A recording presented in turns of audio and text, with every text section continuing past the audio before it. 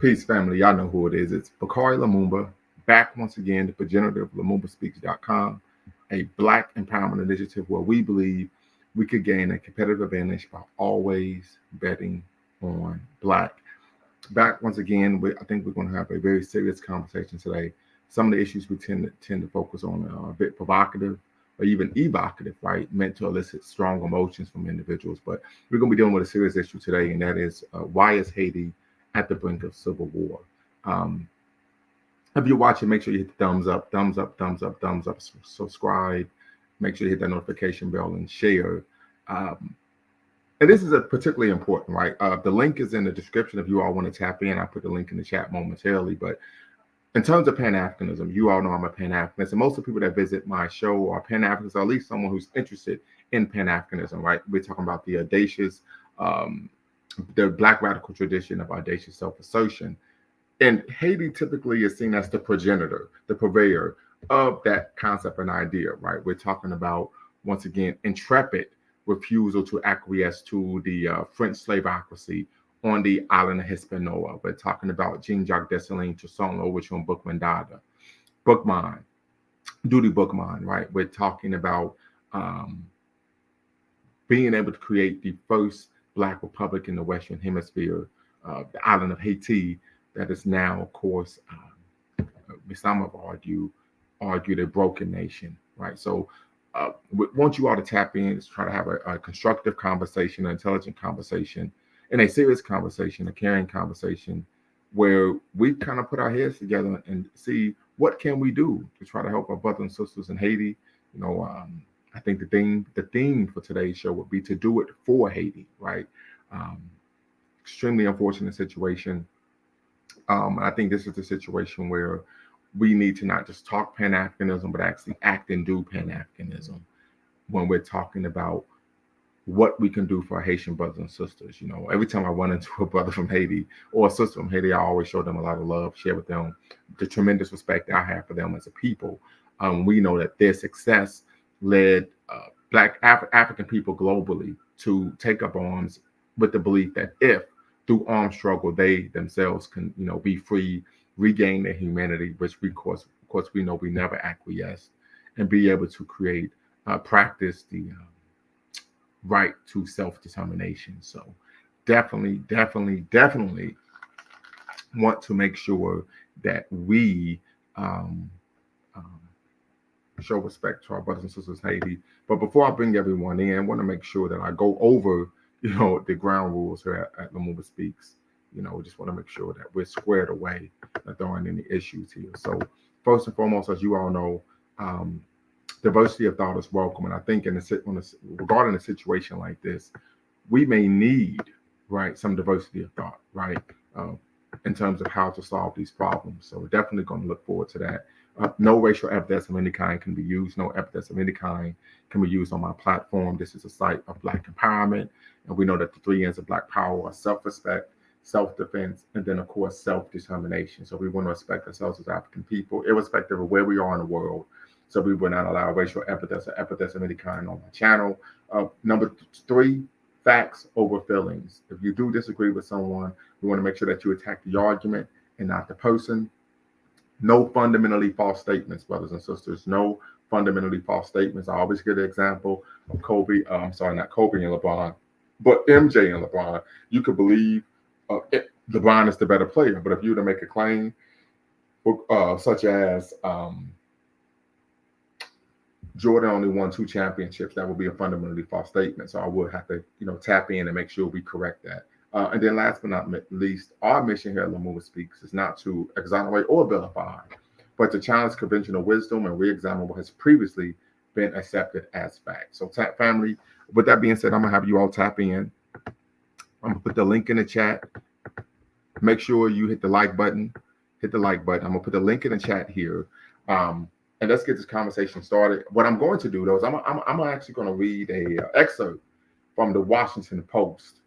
There's only 2 world-class newspapers in the United States, right? And that's the Washington Post and the New York Times. So many argue that, these are world-class newspapers, not only for the level of introspective reporting that is done, but also They tend to be willing to even criticize the government, right? So we're going to open that up, and then we're going to get started with the conversation. But I think it's really going to preface what we're seeking to talk about, right, in terms of what's going on in Haiti. So this is I'm going to read an excerpt from the Washington Post article: Biden's border policies target Haitians. That's no accident. The long history undergirding our harsh bipartisan migration policies, right? So the sister wrote this. She is the Leslie M. Alexander, the Dr. Martin Luther King Jr. Professor of History at Rutgers University and the author of Fear of a Black Republic, Haiti and the Birth of Black Internationalism in the United States. Say no more. That sounds like a book that I need to get, right? So we're going to make sure we make that happen over here at Lumumba Speaks. We're going to add to the LL. You all know about the LL, the Lumumba Library. So let me make sure I get to the point that I want to read here in this article, because I don't want to belabor the point. So the current anti-Haitian immigration policies are rooted in historical practices and assumptions more than 2 centuries old. In 1804, formerly enslaved rebels ousted French colonial rule, declared their independence, and birthed the first sovereign Black nation in the Western Hemisphere. Ever since that time, white Western powers such as the United States have worked deliberately to demonize and undermine a nation that shattered white supremacist ideas by asserting Black people's fundamental human right to liberty and self-government. When Haitian leaders issued the Haitian Act of Independence in 1804, they forever altered the meanings and conceptions of liberty in the Atlantic world. Haiti became the first and only country in the Americas where enslaved Africans threw off their shackles, fought for their freedom, defeated European powers, established their own nation, and swore to defend their freedom and their independence until their last breath. Immediately frightened, angry white people across the globe lashed out against the courageous Black people who eradicated slavery and established their own country. Terrified that the spirit of rebellion would be infectious enough to afflict their fledgling slave-holding nations, white people across the Atlantic world conspired to destroy Haiti, crush its independence, and ensure that an independent Black nation could never thrive. So we're going to move forward just a little bit. But they're talking about trade embargoes that the West imposed. U.S. politicians also began hatching a nuke scheme, carefully cultivating the image of Haiti as a failed state. They sought to assert control over the Black nation and reimpose slavery. Their clever machinations persisted for almost 2 decades, but did not fully come to fruition until the early 20th century. Move forward just a little bit. So we talk about U.S. occupation of Haiti. But we really want to get to the economic issues. As the Cold War commenced, the U.S. government continued its interference in Haiti with devastating consequences. From 1957 to 1986, the United States repeatedly endorsed and propped up the Duvalier regime. So we're talking about Papa Doc and Baby Doc, which ruled the nation with an iron fist. Throughout that era, Haitians suffered under dictators Papa Doc and Baby Doc, a father and son team that openly murdered their political opponents and stole millions of dollars from the Haitian treasury. The U.S. government ignored the Duvalier regime's violence, corruption, and human rights violations, and even provided formal training to the Toutons and Macoute, their brutal paramilitary force, all because of the economic opportunities Haiti offered American businesses. During the 1980s, the U.S. policies drove Haiti's economy into a devastating downward spiral. Although the United States caused the economic crisis, the U.S. government would not allow Haitians to escape it, as Ronald Reagan's administration posed a punitive crackdown on Haitian asylum seekers. This deadly cycle continued under the next 5 U.S. presidents: George H.W. Bush, Bill Clinton, George W. Bush, Barack Obama, and Donald Trump. For decades, Haitians who sought refuge in the United States were captured at sea, either returned to Haiti or remanded to detention centers in Florida or Guantanamo Bay. There was a brief reprieve following the devastating earthquake that rocked Haiti in 2010. The United States under Obama granted temporary protected status to Haitians already residing in the United States. But just a few years later, nearly 5,000 Haitian migrants were detained by ICE.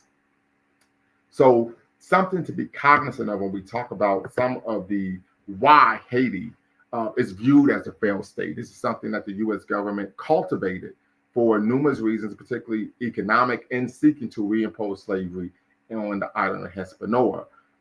So tap in, family. I think it was very important that we read that article just to get some background to the conversation that we're going to have this evening regarding what's going on in Haiti and why Haiti, unfortunately, is at the brink of civil war. We also know, and I read a New York Times article earlier today, that they're seeking to bring in a transitional government, as the Haitian Prime Minister Ariel Henry resigned. He agreed to step down this past Monday. the embattled prime minister announced his resignation while still being in Puerto Rico. Um, However, the U.S. is now seeking to intervene, right, in terms of making backroom deals regarding who they want to be involved uh, in the transitional government. So a lot of U.S. meddling here. We know there's a sordid history of the U.S. doing so, meddling in Haiti's affairs, seeking to make sure that their business interests are what are at the table rather than the interests of Haiti's citizens. Um, and unfortunately, as we know, during the colonial era, Haiti was the richest nation in the Western Hemisphere. And unfortunately, as of today, it is the poorest. So, family, tap in. Let's have this conversation. Look forward to hearing from you all regarding what you all have to say about this very tough issue of why Haiti's at the brink of civil war. So tap in, family. The link is in the chat. The link also is in the description. But there's an article that I wrote regarding the issues in Haiti. So tap in, family. Let's have a great conversation this evening regarding why Haiti's at the brink of civil war. And we're looking for some Pan-African solutions regarding this issue. One thing that many may be unaware of is that Kenya had agreed to send 1,000 police officers to Haiti to help deal with the gangs, try to bring the civil unrest to an end. However, because there isn't a government there, they've stated that they're going to hold off until there's actually a transitional government in place. So, family, definitely want you all to tap in. Let's have a great conversation this evening regarding why Haiti is at the brink of civil war. And if you are new to the conversation, so put a 1 in the chat if you were aware of U.S. meddling in Haiti's affairs. Put a 2 in the chat if you were unaware of the history between the U.S. and Haiti, particularly United States meddling in Haiti's affairs, popping up puppet dictatorships, all to benefit American company, multinational corporations. So put a 1 in the chat if you were aware. Put a 2 in the chat if you were unaware, family, of U.S. meddling in Haiti. This makes me think of course, the Banana Wars. And if you aren't familiar with the Banana Wars, I just wrote an article on Medium about that, so I could put the link in the chat there as well. But definitely want you all to tap in, have a great conversation, a Pan-African-centered conversation, as we know that many scholars argue that the success of the Haitian Revolution led to, the birth of Pan-Africanism, right? We're talking about the modern Pan-Africanism in the classical era. So tap in, family. Definitely want to have a great conversation this evening. I put the link to the Medium article that I wrote on, of course, the Banana Wars, right? We're talking about examining the Banana Wars, a brief historiography of U.S. imperialism in the Caribbean, right? So definitely want to take a look at that. You know, America is seen as a progenitor of freedom, justice, and liberty for all, but we tend to find that that's not the case in terms of America's not only actions on American soil, particularly when we talk about African people and their descendants, but as well as non-whites abroad as well. So definitely tap in, family. Why is Haiti at the brink of civil war? We want to have a Pan-Africanist conversation and a humane conversation because we know there's a major humanitarian crisis going on in Haiti right now, in which I read an article from a reputable source stating that there are people who have died in the streets and there's no one there to recover the bodies and take them to the morgue, right? So we're definitely, there's a sense of a lack of stability in Haiti right now, particularly in the capital, Port-au-Prince. Some of the reports I've read is that the north and the south of the country are safe, but Port-au-Prince, the capital, is an issue. It's stated that some of the gangs have not only attacked the main airport, I believe the Toussaint Louverture International Airport, but also they've attacked hospitals. Right, we know last week there was reports about them attacking the main prison and freeing prisoners. So definitely, family, want you all to tap in and be part of the conversation. There was even a story that the prime minister who resigned had something to do with the president being assassinated. there was evidence that he had a conversation with one of the individuals that was involved in the conversation, a phone call with that individual. So we got a lot to discuss, a lot to unpack.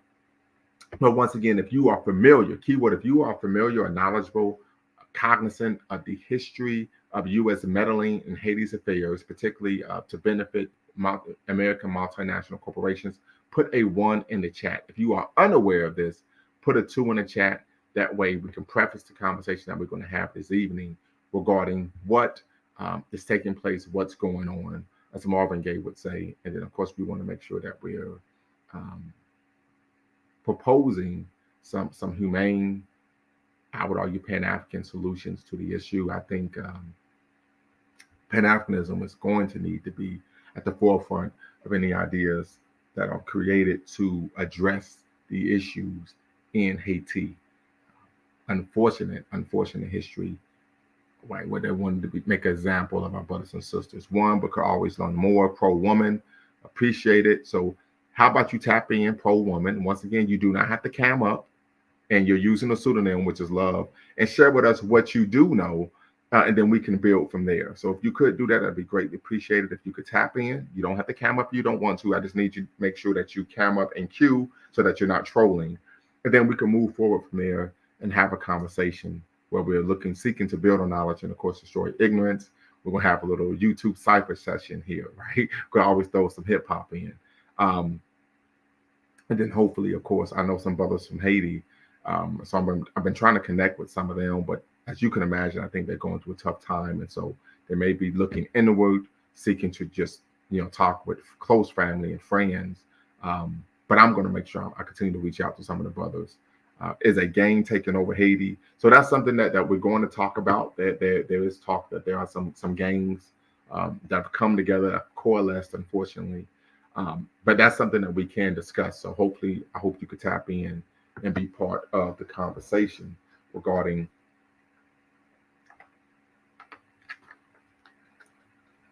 if is a gang taking over Haiti. So once again, tap in, be part of the conversation. Make sure you hit the subscribe and like button and the notification bell. You're watching Lumumba Speaks here on YouTube. We're seeking to have a conversation regarding why is Haiti at the brink? Why is Haiti at the brink of civil war? So definitely want you all to tap in.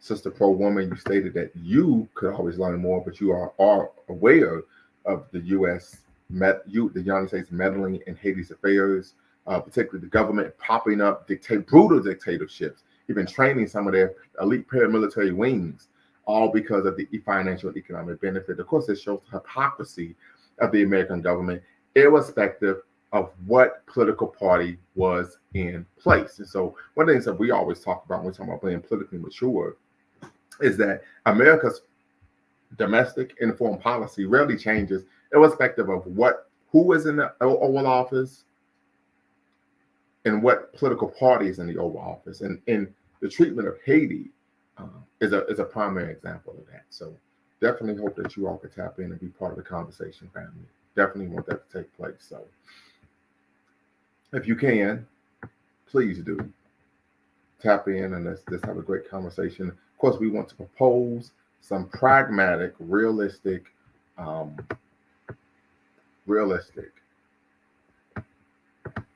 solutions to this issue. So tap in, family. Why is Haiti at the brink of civil war? The link is in the description. The link is also in the chat. Just going to put it in here one more time. And looking just to unpack the history of Haiti. So once again, I'm going to read this excerpt from this article from the New York Times.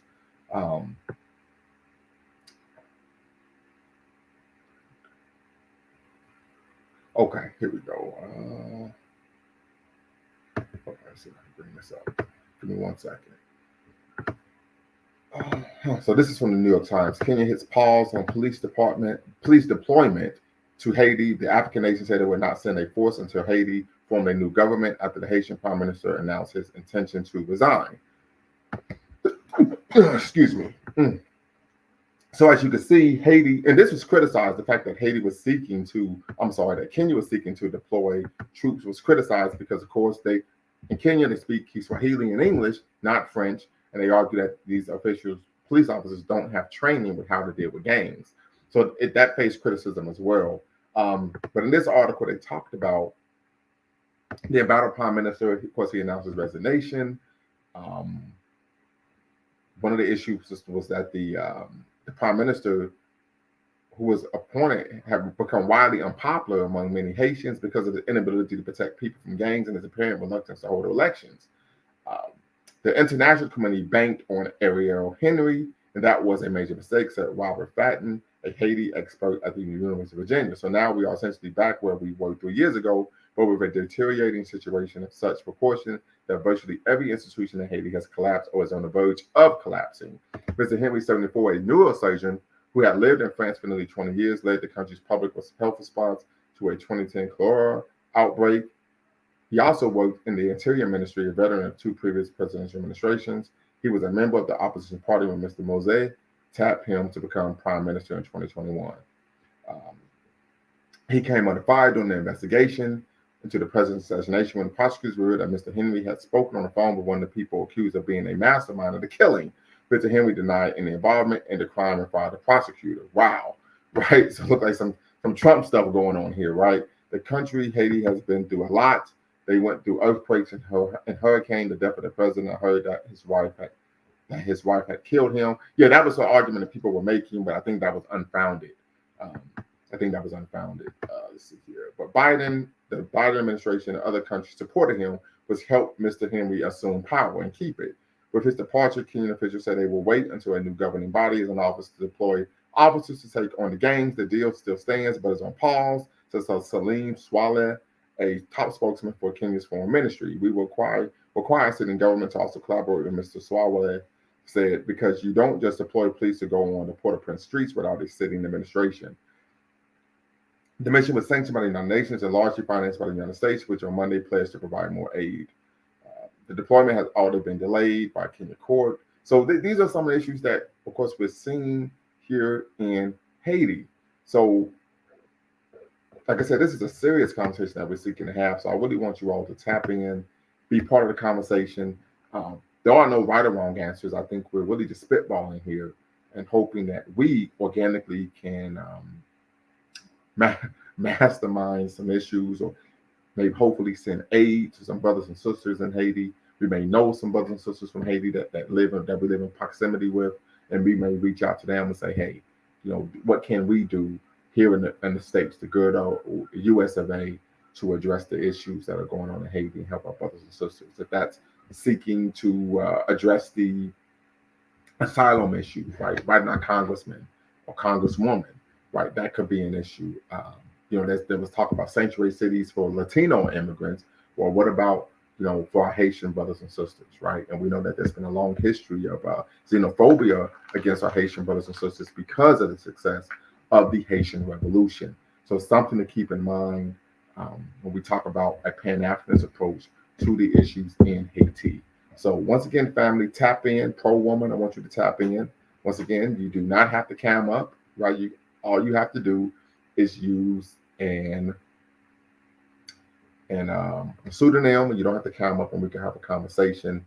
You're watching Lumumba Speaks here on YouTube, a Black empowerment initiative where we believe we can gain competitive advantage by always betting on Black. We're seeking to have a conversation this evening regarding why is Haiti at the brink of civil war. Keyword, why is Haiti at the brink of civil war?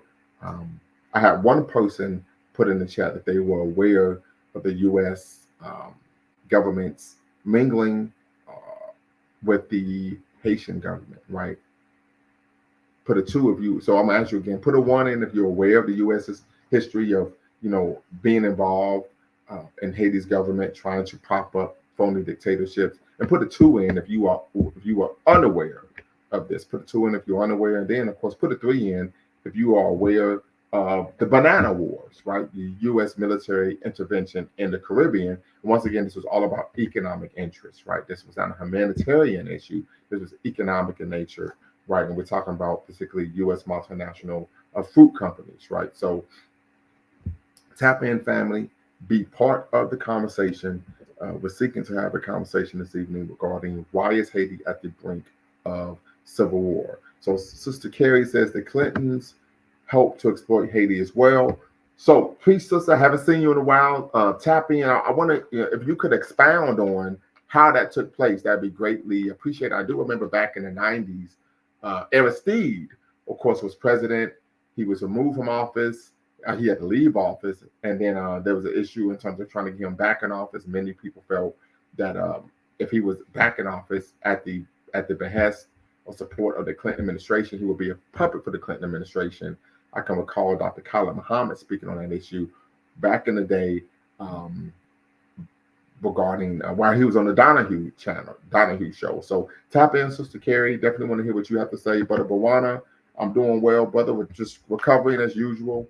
Like to hear what you have to say, brother. So tap in as well as we seek to address um, why is Haiti at the brink of civil war and trying to formulate some Pan African solutions to this issue. Sister says, I heard years ago Haiti is the way they are because the leaders are corrupt. I heard in the Caribbean, most politicians are corrupt. So, can you talk about barbecue, the barbecue brother, the man with the most powerful person in Haiti right now, if you're aware? So, I am aware, Brother Jabril, but I hope you could tap in. I really need you to tap in and be part of the conversation. And the reason is because we're trying to formulate a Pan African solution to this. And Brother Jabril Africa is the Pan African organizing extraordinaire from the Twin Cities by way of Somalia. And that isn't hyperbole, that isn't hype, that's not conjecture. This brother really is truly is a master organizer, right? And he's of the ilk, in my opinion, of Kwame Ture, right? Organize, organize, organize. So if you could tap in, brother, I would greatly appreciate that. I'm aware of the brother, but I from what I've read, and that's why I need people to come in so they can make sure you're fact checking me. He is a leader of one of the gangs, right? And I mean, some people are saying that he may be the next Dessalines, right? I don't know about that. Um, but so that's why I need some people to tap in. You can share with me to give me some background about the brother barbecue. I personally tend to take umbrage with someone who is taking another African life. Um, I know that the situation in Haiti is destabilizing. Um, but once again, tap in, brother Africa, if you can, please. Brother Bawana, what say you? I'm good. I'm good. How are you, brother Lumumba? I'm doing quite all right. Thank you for asking. That's very good. It's very good to know. You said a few things about Haiti. Haiti is an interesting place. Anyone who knows about Haiti would know about a lot about Haiti's history. The fact that they were the first republic, Black Republic, in the Western Hemisphere, and I think that unnerves a lot of these European Western powers. The fact that it's possible that any country, any group of people, like in particular Black people, would be able to do such a thing. So I think that I don't know, I think that a lot of these kinds of things would have happened in Haiti's history has some contemporary implications, whether you want to admit that or not. Also, I think that externally Haiti is constantly being tampered with. It's like they don't have a chance to get a win or recover or have any kind of or form a stable government. There is always some external forces tampering inside the internal politics of Haiti for whatever reason. And I think that the last democratically elected president who Haiti has had is Aristide. I think that was the last democratically elected president. So when you put people in power who may who may have gotten into power through illegal means, or some government may have put these so-called leaders in power, the people don't want them. They're gonna react to whoever you put, whatever interim government that you may put in place in terms of leadership. If the people don't want these people in place and in power, they're gonna have issues with that. They're gonna have issues with that, Brother Lumumba. And unfortunately, there's no one who is able to translate externally in terms of the English speaking Black world who's watching all these things. They're not. We have not been given enough or sufficient information to really pass through and establish exactly what's going on inside of that country. specifically on the ground. On the ground, we talked about. Well, the brother mentioned this guy called Barbecue. Barbecue is an interesting character because Barbecue is a person who was a former police officer, but Barbecue is. It seems to me that he is heavily armed, strapped to the teeth in terms of military assault weapons. So one would ask, where is he getting these guns from? Who is Right. funding him? Who is backing him? These are the questions I ask, because Absolutely. I don't think a Haitian police officer has enough money to buy all those military style assault weapons. So there's obviously another side to the story that is missing from mass media. But I'll let you go, brother Mama. Go ahead. No, I think that's a great point that you're making. I don't think any police officer makes enough money to have that many military grade weapons. That's just the reality, right? Um, Sister Carrie says the Europeans can't get over the fact that Haiti defeated France. I would agree. Once again, family, if you're watching, make sure you hit the like button.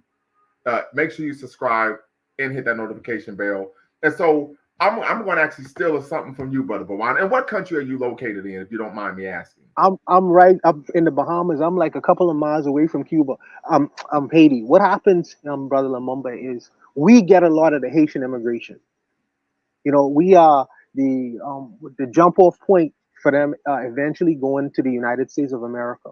So our numbers are very high in terms of the Haitian immigration into the country and the Jamaican immigration and Cuban immigration. So we kind of like battle with that kind. I've had to interact with Haitians all of my life. They're kind of like they're my brothers. They're my brothers who speak French. Yeah.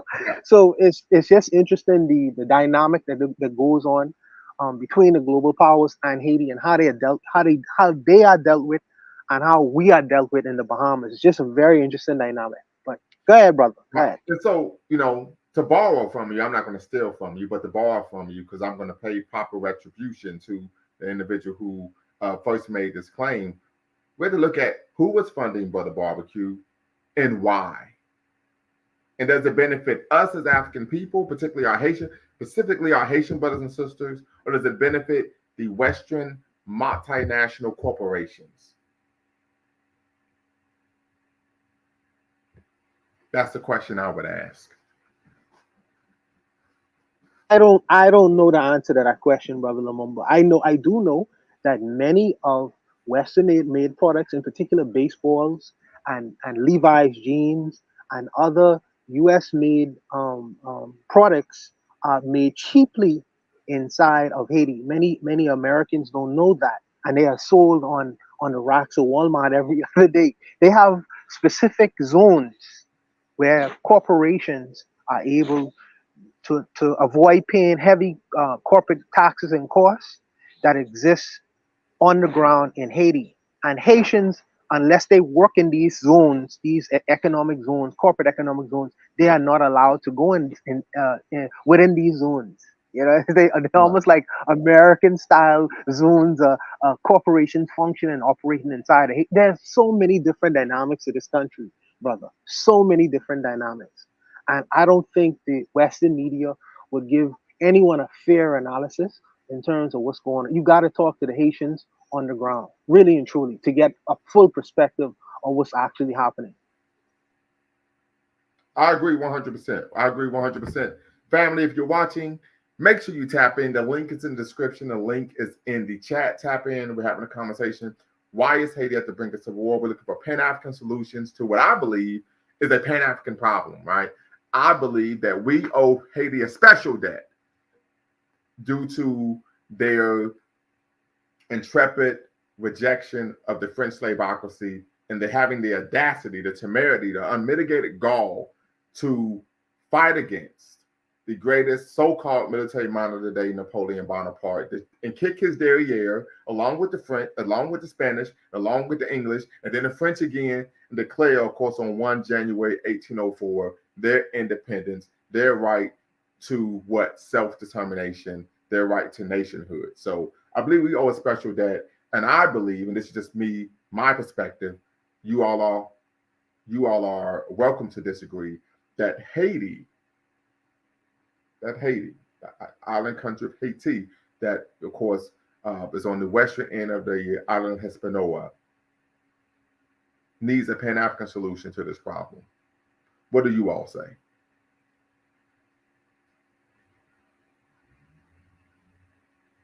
For the Bawana.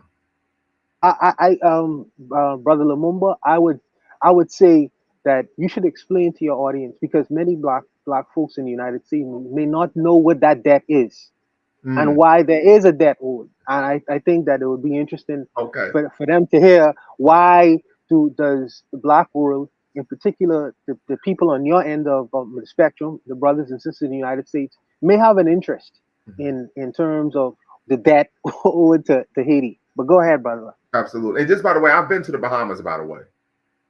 Oh, I did you? took Did you my go to? You went to Atlantis? No, no, I didn't go to Atlantis, but I took my kids to the Bahamas back in 2016. Really, really. Where in the Bahamas did We, you go to? we, Nassau, we went Freeport, we went Exuma. to Nassau and we went to Freeport. Oh, awesome, awesome, awesome. Yeah, I currently am in the capital city of Nassau, but many people don't know there are many islands within the Bahamas. right. So something could be happening in one part of the Bahamas and it doesn't touch the other side of the Bahamas. People don't know Right. that, you know. But Absolutely, like yeah. these little small details are very important. But Absolutely. go ahead, brother, and Absolutely. Yeah. explain the Bahamas. Haitian debt to your audience. Yeah, the Bahamas is the archipelago. So yes, so Haiti, right? When we talk about slave revolts here in the West, in the United States, right? We know we never acquiesced to the death, decadence, and dysphoria of what chattel enslavement. And we know that we resisted not only just on the march to bear cones, right to that on the African coast, we resisted on the ships and we resisted when we landed in the Western world. Um, Hence, Maroon societies, right?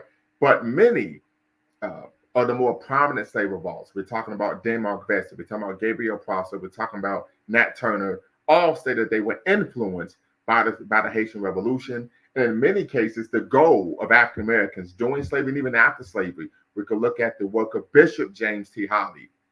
I actually saw a picture of his daughter. I was like, Lord, my God, what she was gorgeous, right? So it's like, stay focused, right? Took a large contingent of African Americans to Haiti in the late 19th century, right? And so Haiti in the 19th century was what we would call Wakanda, literally, not figuratively, but literally, right? So that's the debt. The second issue was that the success of the Haitian Revolution, many scholars, particularly William Jeremiah Moses, argues that the success of the Haitian Revolution brought about the classical Pan Africanist era and was a message to African people all over the world that through armed struggle, through armed resistance, we can we can achieve our right to what self-determination and nationhood. So that's the special debt that Haiti paid. That I believe we should pay to Haiti as a Pan Africanist. One of my life goals is to visit the island nation of Haiti. Like, this is like something I believe I have to do and paying homage to the brothers and sisters who were willing to make the ultimate sacrifice,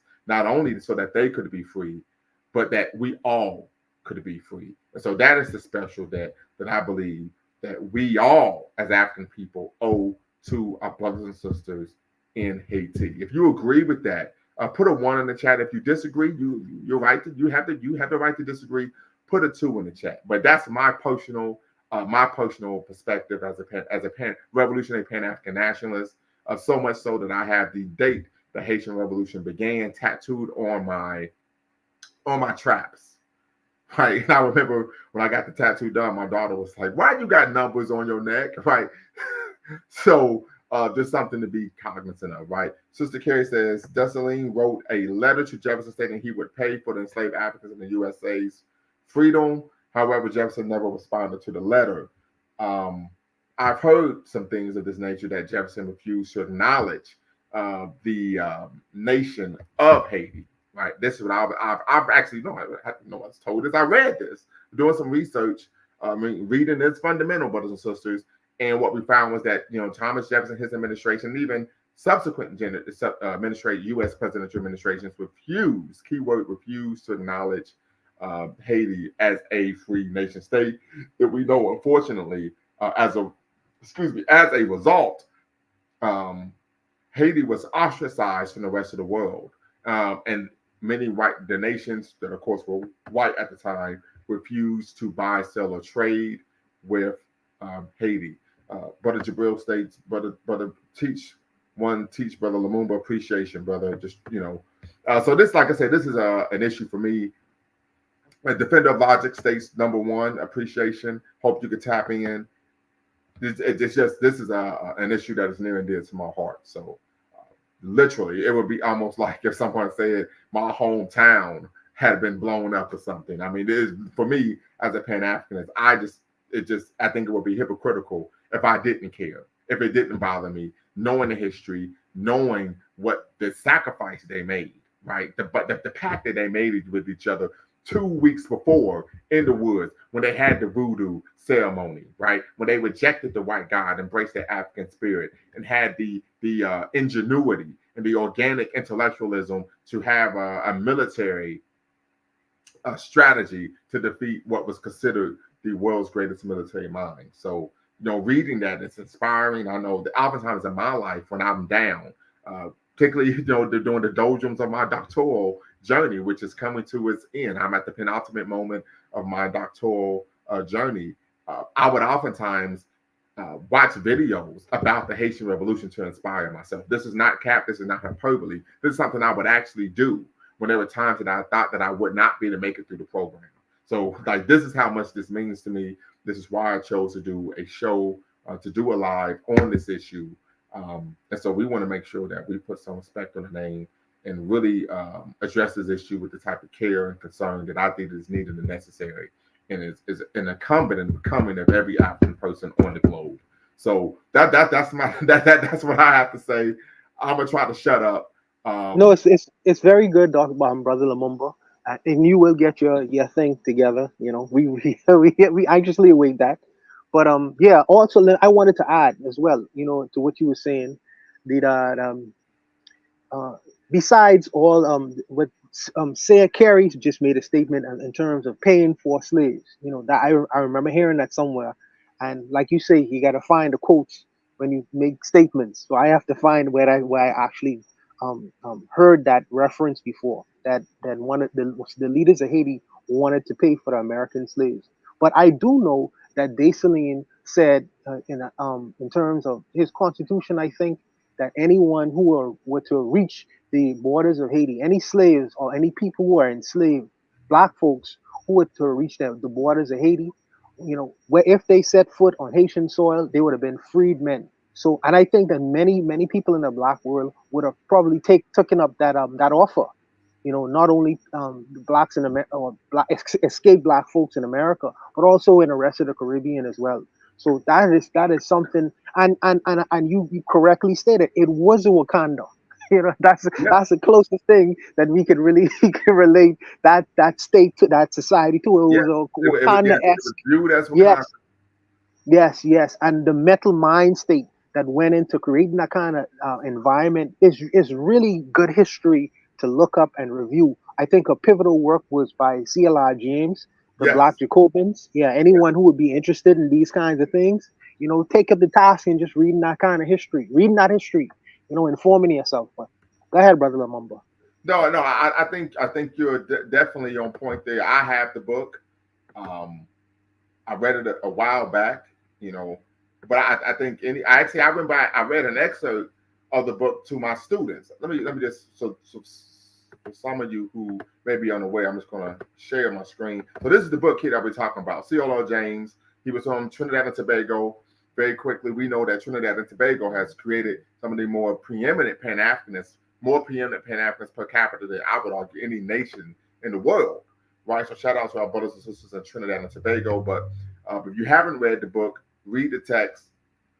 And I'm actually going to try to pull up with the excerpt that I have my students read regarding understanding why our brothers and sisters were, of course, fighting for their liberation, but also I discussed with them where we want to counter that master narrative that, of course, slavery was actually something that was beneficial to African people, because one of the arguments that the enslavers made was that they were enslaving us to deliver us from ourselves, right? And we tend to find that type of narrative still being disseminated uh, throughout the African world, particularly even some in some movies such as The Blind Side, right? The Blind Side is a great example of this concept and idea that we have to save African people from themselves. And I know that's a bunch of bull, and I think you all know it's a bunch of bull as well. So let me say, I think it was week 8 when yes. So we talk about Brother Mumba, while you look up for the quote itself, I am curious about why Trinidad produced so many Pan African thinkers. You know, why they produce so many of them. I'm really curious about that. I don't know what would have created that environment where they would have produced so many Pan African scholars and thinkers. I'm very interested in knowing. I don't know if you know have any more information on that. no, Maybe I Dwayne don't, might. but I would like Maybe to find Dwayne. out. Yeah, yeah. I'm very curious about that. But So Pro Woman says Haitian brother on the street media TV channel said gangs have pulled an unexpected flex, united and turned the guns on the people who gave them the weapons. Brothers want liberty or death. Sister Pro Woman, hey, we need you to tap in. We need you to tap in and be part of the conversation because we need to unpack that. Defender of Logic. Look, are you familiar with Gilbert Bigelow, Jewish billionaire who owns the largest port in Haiti? He was sanctioned by Canada for trafficking arms to Haiti. He also has connections to Israel. Hey, we're gonna look that up. I'm gonna look him up as well. So yeah, I found it. So because even though I teach African American history, I told my students it's important that you know this information, right? So and the connection. So we talk about the Haitian Revolution. Of course, we see Haiti here, right, on the map. And this is actually an excerpt from I think Tariq Nasheed's um, movie about Haiti. Yes.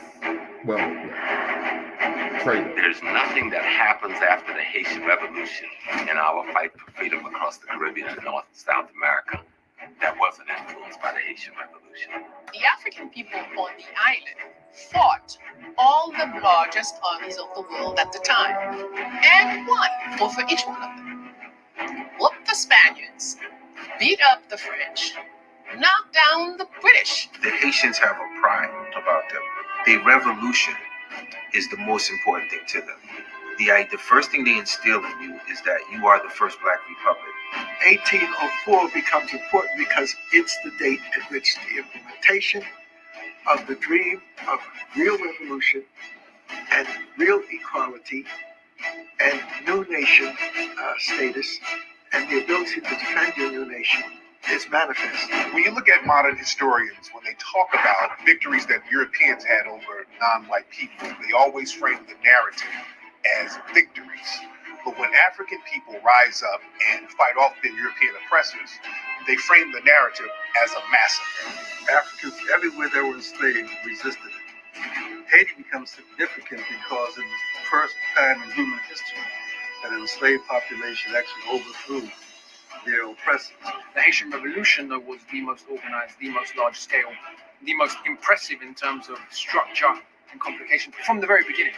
Haiti made more money for France than all 13 colonies. The Haitian Revolution was very influential, particularly amongst Africans. It was seen as an inspiration for Africans in this hemisphere, just as it was seen as a horror by those who held slavery here. There is a concept that we must defeat Haiti.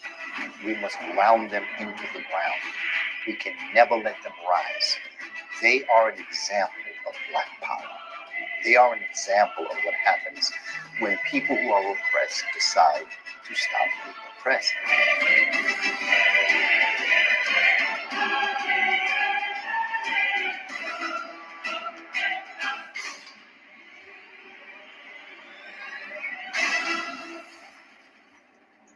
Right. So I showed my students that trailer. But then, of course, I had them read this excerpt from the Black Jacobins. Let's see here. Yeah, where it states on the night of the 22nd. Hold on, let me see here if I can find the part.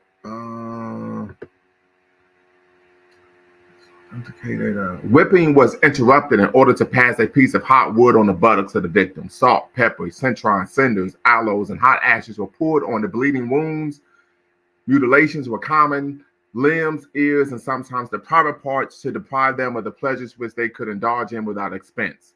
Their masters poured burning wax on their arms and hands and shoulders, emptied the boiling cane sugar over their heads, burned them alive, roasted them on slow fires, filled them with gunpowder and blew them up with a match, buried them up to the neck and smeared their heads with sugar that the flies might devour them, fastened them near to nests of ants or wasps, made them eat their excrement, drink their urine, and lick the saliva of other slaves. One colonialist was known in moments of anger to throw himself on his slaves and stick his teeth into their flesh.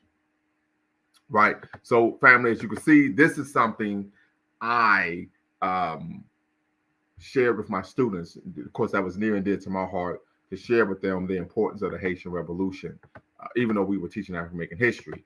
Of course, some literature, of course, on Haiti, and then, of course, as we stated, most of the enslaved Africans in Haiti were, of course, from Nigeria, Benin, and then, of course, the Congo. The Congolese at 40% were the largest of the African ethnic groups represented amongst, the enslaved population.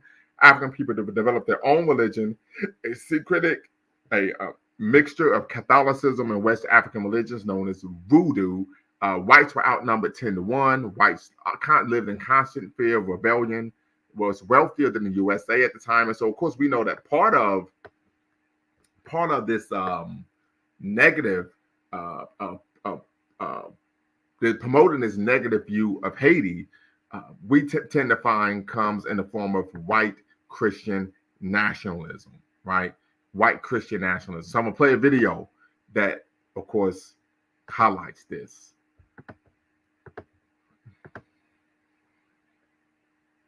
Give it a second to come up. Pat, this is a calamity of cataclysmic proportions. I'm sure it's the worst thing that's happened since the tsunami, and it's a mess, Pat. Well, if all those buildings are down, I understand more are falling than they're standing. It may be a blessing in disguise. There might be a massive rebuilding of that country. Is that possible? Well, I don't know. I would think that that would be a pretty optimistic attitude. Christy, something happened a long time ago in Haiti, and people may not want to talk about it. They were under the heel of the French.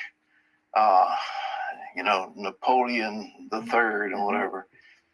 And they got together and swore a pact to the devil. They said, we will serve you if you'll get us free from the French.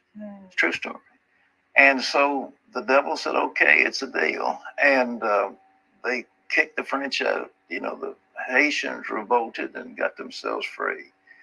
But ever since, they have been cursed by one thing after the other, desperately poor. That island of Hispaniola is one island. Mm-hmm. It's cut down the middle. On the one side is Haiti. On the other side is the Dominican Republic. Yeah. Dominican Republic is prosperous, healthy, full of resorts, etc. Haiti is in desperate poverty. Same islands. Sure. They need to have, and we need to pray for them, a great turning to God. And out of this tragedy, I'm optimistic something good may come. So you all saw that. You all saw that bullshit, right? You all saw that bullshit. But I shared this with my students, so that this is an example of the ubiquitous nature of anti-blackness, and that when African people are able to rise up and overcome their white supremacist oppressors, then it becomes synonymous with devil worship. So this is where this, as a result of the Haitian Revolution, they said, well, how can we rationalize? Thank you. Fake white tears, but a D1. Absolutely. Pro-woman. Oh my God, he can't be serious. Shaking my damn head. And you say you're commuting. That's cool. You don't have to cam up though. So you can tap in, but you don't have to cam up. We find the rationalize the fact that they got their derrieres kicked, and I can say that because that's French, right? They say, well, they made a pact with the devil. And so this is when African religion, African spirituality, African culture became synonymous, air quotes, right, with what? Devil worship, right? And so African people, African Americans everywhere around have even taken on this belief system that you have to go through a process of self-abnegation, that one's own history, heritage, and culture is now synonymous with devil worship. And this is all something that was taught to us by our oppressors, right? So this is where we talk about being self-determining from a holistic standpoint.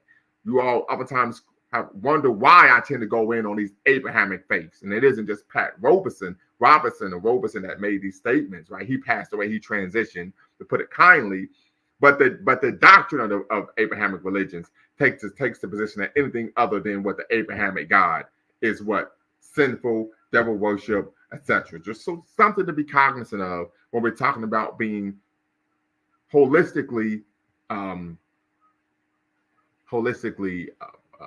liberated. So those are my thoughts. Brother D1 Beats, I hope you could tap in. Brother B Quillan, I know you're working a double, right? But if you could sneak away, or we appreciate you tapping in as well. Pro Woman, still looking to hear from you. I know you're commuting, want you to be safe, sister.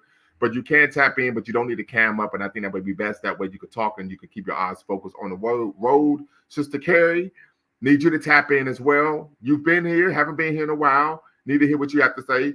She says, I heard a black pastor spewing the same anti-black rhetoric as well. But once again, that's the doctrine of the religion. You have some individuals who try to take a black approach to these anti-African religions, such as, Dr. James Cone, who transitioned a few years ago, coming up with the concept of black liberation theology. But you're really trying to take something that's non-African and paint it black, right? So my thing is, if you're going to practice religion, you might as well get the real thing, right? Something that's congruent with who we are culturally, our culture, personality.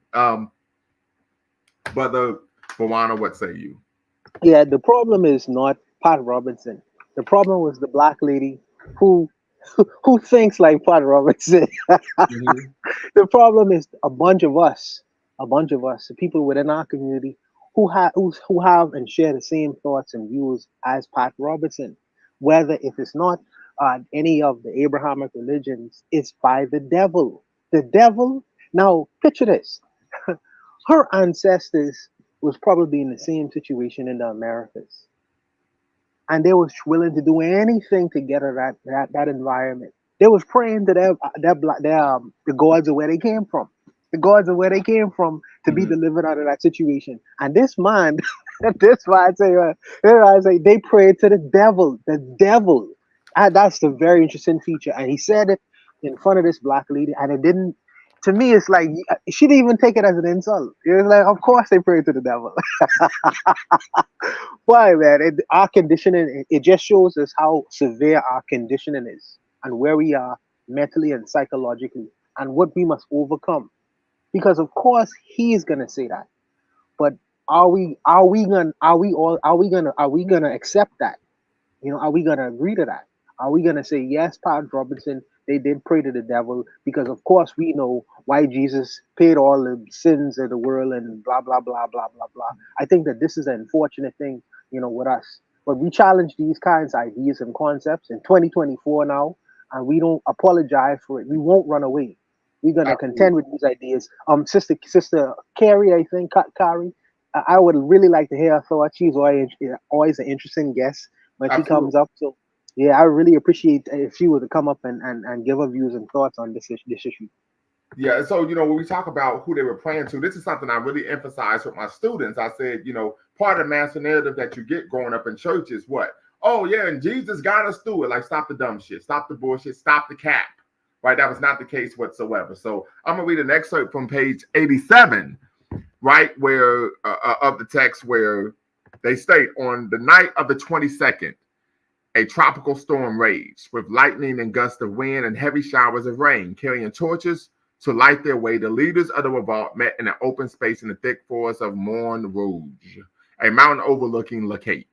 There, Buckman gave the last instructions, and after voodoo incantations and the sucking of the blood of a stuck pig, he stimulated his followers by a prayer spoken in Creole, which, like so much spoken on such occasions, has remained. The God who created the sun, which gives us light, who rouses the waves and rules the storm. Though hidden in the clouds, he watches us.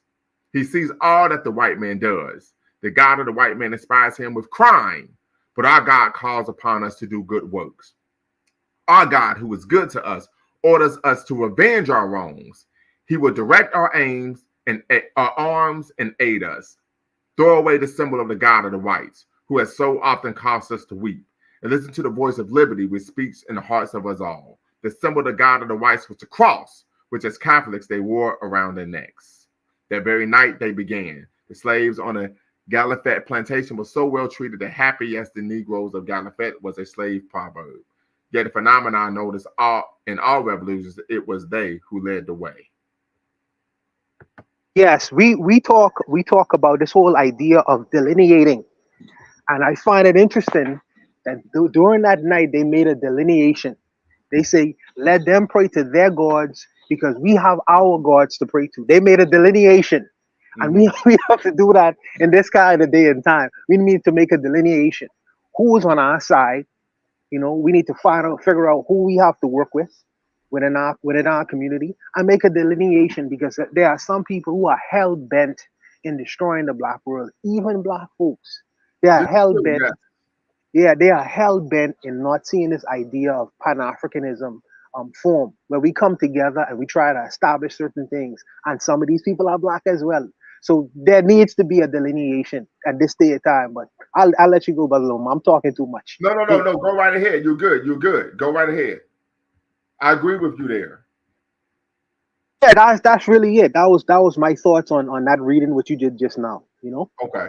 Very good. And brother, defender of logic, if the discussion is about the current crisis in Haiti, I think it's important to discuss Gilbert Bigio. I can't pronounce his last name. The weapons are coming through his ports at work. Can't call in. Appreciate you though, brother. Make sure you hit the like button. If you are watching, hit the like button. Make sure you subscribe. Hit that notification bell. So I looked at brother. Well, not brother. I looked him up. Jewish. His family immigrated from Syria. And you're absolutely right. He is responsible. He's been doing a lot of money laundering, so on and so forth. Jewish guy. He's the only billionaire in Haiti. So I think I'm gonna try to do a lot of research on him. I think I'm gonna write an article about this guy and why he isn't being talked about. Right? Why isn't this man being discussed? Why aren't we talking about who I would call is the merchant of death? Right? So good work there, brother. Good work there, And brother. it raises another question, Brother Lamumba. Mhm. The question is, he is a billionaire in Haiti. Now, when people reference Haiti, what do they say? The poorest country in Yeah. the Western Hemisphere. Why are billionaires? Does a billionaire want to settle in Haiti? There obviously must be something there that would make him want to stay. And he is not the only he's a billionaire, but there are many other multi-millionaires that currently reside and exist in Haiti, in Very the true. so-called poorest place in the Western Hemisphere. Why? That's the question. But I'll let you go, brother.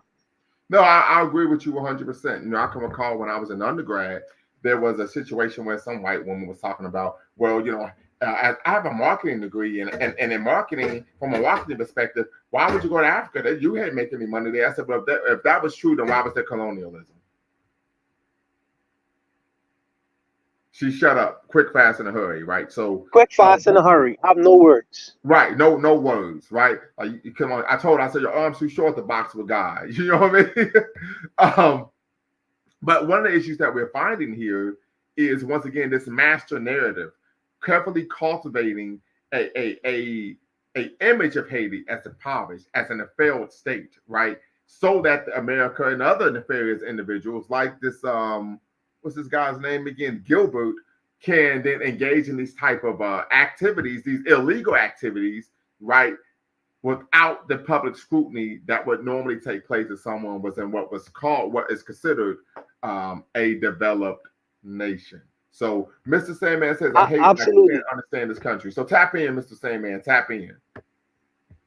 Yeah, there is. I'm gonna tell your audience something. If they may not know, they may know. There's someone whenever you see an environment that is completely chaotic, sometimes there are people within that society who benefits from the chaos. Facts. These are people you don't see. Congo. You would look at a place like the country called Congo, and you would say, "Well, Congo, why can't they get it together?" It seems like minerally, it's a wealthy country. Mm-hmm. Why doesn't the leaders get together and organize and they redistribute that wealth where you see the benefit coming down to the people? There are corporations, some of them are U.S. made, who benefit from that chaos. They don't want to organize a system. Because in an organized system, there are going to be checks and balances. Right. Someone is going to be watching the books. Someone is going to be paying attention. You don't want that environment. You want a Right. chaotic environment, right? So that's the reason why sometimes some of these states are very chaotic. Absolutely. You hit the nail on the head, brother. Hit the nail on the head. So, Mr. Sandman, I need you to tap in. If you're watching, make sure you subscribe, like, and share. Make sure you hit a notification bell. Support us. Make sure you support the show. We're trying to go back to getting monetized, but right now you can support us on Cash App at $ Lumumba Speaks. So make sure you do that if you're watching. And so we're having a conversation. Why is Haiti at the brink of civil war? And so what we're really unpacking here is who is benefiting from Haiti being in disarray, being a so-called failed state. And we've already unpacked some nefarious individuals such as Gilbert Bigio and oligarchs are selling out, and America is funding it absolutely. And then, of course, we also know American multinational corporations have a long history of seeking to disrupt the Haiti, not only the economy, but also the politics so that they are able to benefit financially. And a good example of that would be the administrations or regimes of Papa Doc and, of course, Baby Doc. Right. So just something to consider when we're having this conversation. But we're seeking Pan-African solutions to what I believe is a Pan-African problem, because Haiti has paid a debt to African people that I don't think any other nation has even come close to. So make sure you tap in. I'm going to put the link in the chat.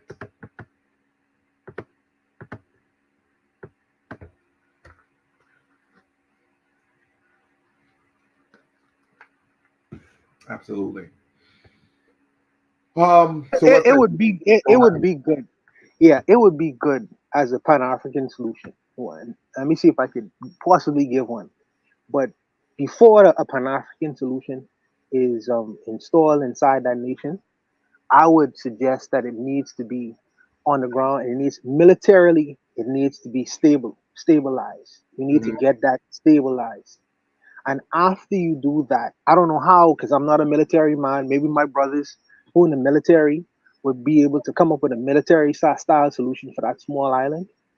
But after you do that, then obviously Haiti need industry, and I think that and some people say, well, you call it Buana, you sound like a capitalist. But I think that if my brothers from America who do have money and who are interested in investing, and even on a small scale, if they could create maybe some kind of industry within that society, and then sell the products to the Americas, sell the product to the city inside the United States, bill it cheaply, whatever product that you have an idea for, and then sell them those products, whether it's online or sell, have those products shipped to Florida and sell those products in the American market. So you'll see an exchange of money going back and forth. I think that would be my solution to the issue. So B. Quillan states, why has Haiti been in disarray and economic uncertainty since independence? That's a great question. And many have, yes, so being forced to pay reparations to France, right? Being ostracized by the world community, having these white nations refusing to buy, sell, or trade with Haiti.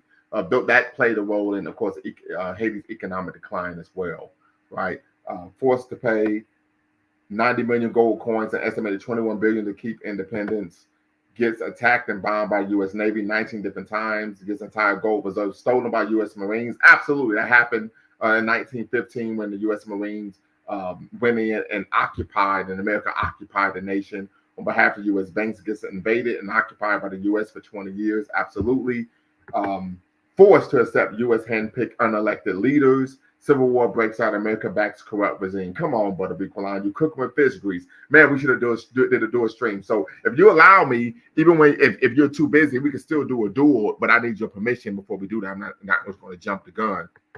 Forced at gunpoint to adopt a new constitution drafted by Franklin Roosevelt so that American companies can own all Haitian farmland. Absolutely. Because the old constitution of Haiti, you cannot own land unless you were a Haitian citizen. The Haitians knew they did that. Why? in 1804 when they wrote the new constitution to make sure that the country could not be controlled and taken over by foreign powers. So absolutely, keyword at gunpoint.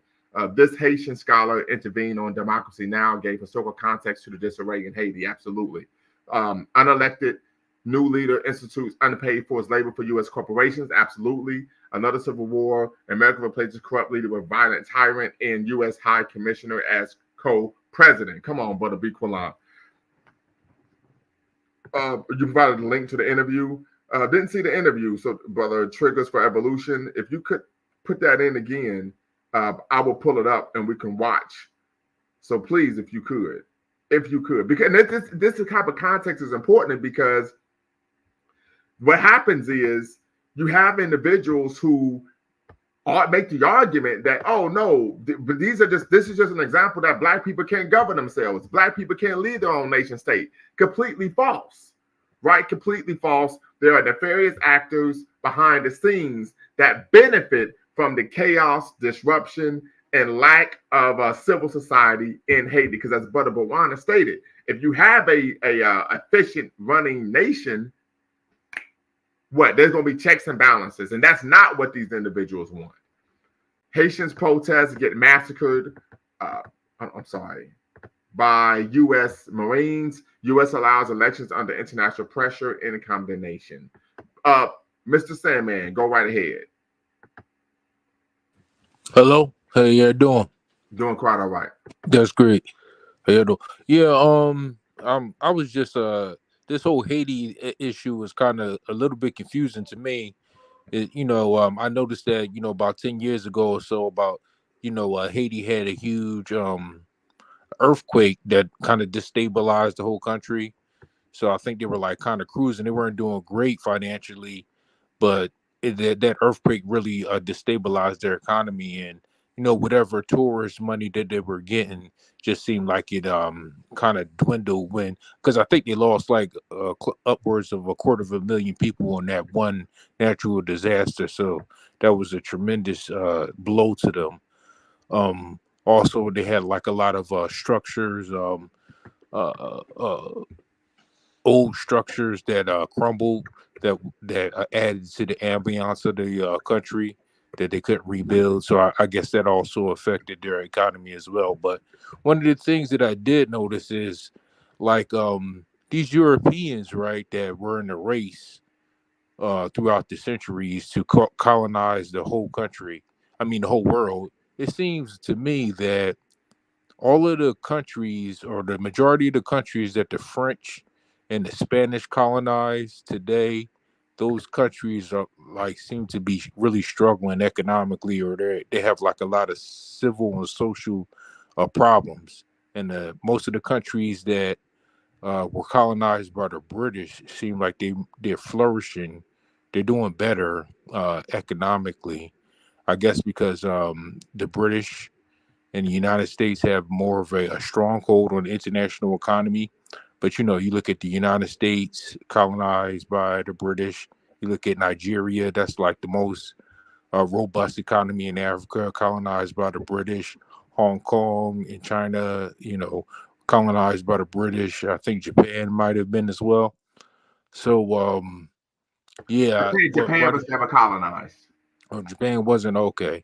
Yeah, but why do you think it's so that all of these countries that were colonized by the Spaniards and the French seem to be struggling, like Cape Verde, colonized by the Spaniards, or Mexico, Brazil? A lot of these countries, they have like a whole lot of social economic problems and a lot of violence and crime. Even the Dominican Republic, which is neighbors to Haiti, seem to be having a lot of issues.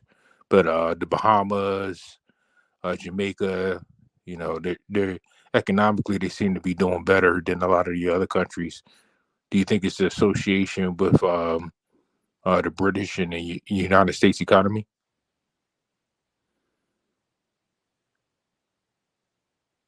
Unmute myself. So a lot of scholars, and anyone could tap in because we're having a conversation, a community conversation here. They talk about world systems theory. So this is something I learned about in undergrad. So we're talking about over 10 years ago, where colonialism set up a global economy where you have former Western powers, former colonial nations, United States, the British, Germany, France, etc., Western Europe, as the core nations. Then you have these semi-core nations, such as maybe Russia, China. And then you have nations that are on the periphery. And nations that are on the periphery are what we're known as the third world. These are nations that are have the least amount of development from not only an economic standpoint, but also from an institutional standpoint. So in terms of housing, running indoor plumbing, electricity, etc. But the economies, based on how colonialism was set up, these economies in these periphery nations or third world or developing nations are still are still um, dependent on what these former colonizing nations. So we're seeing a neo-colonial economic apparatus. Brother Bawana, would you agree with that? Uh, I'm trying to understand the question. Is the brother asking, were the British better colonizers than the French and the Spanish? I mean, maybe, No, maybe. I mean that's not exactly what I'm saying because they're Okay. saying that um the international economy that that the whole world goes through now was kind of sparked by the slave trade from the Middle Passage. So that ecosystem of economic system of buying goods and slaves from the continent, taking it to the New World, the Caribbean, and the Americas, trading those bodies to merchants in the New World and taking those goods back to Europe, and that really was what started the entire international trade that we see today. And all of those countries that were involved in Europe, that were involved with the international slave trade, the ones that seem to be the most efficient or best at the whole business of the international trade seem to be the British, and all of the countries that they colonize, they seem to have managed to sustain those connections that they developed during the slave trade, and now that those countries that they colonize seem to be still benefiting from international trade. See what I'm saying? Yeah.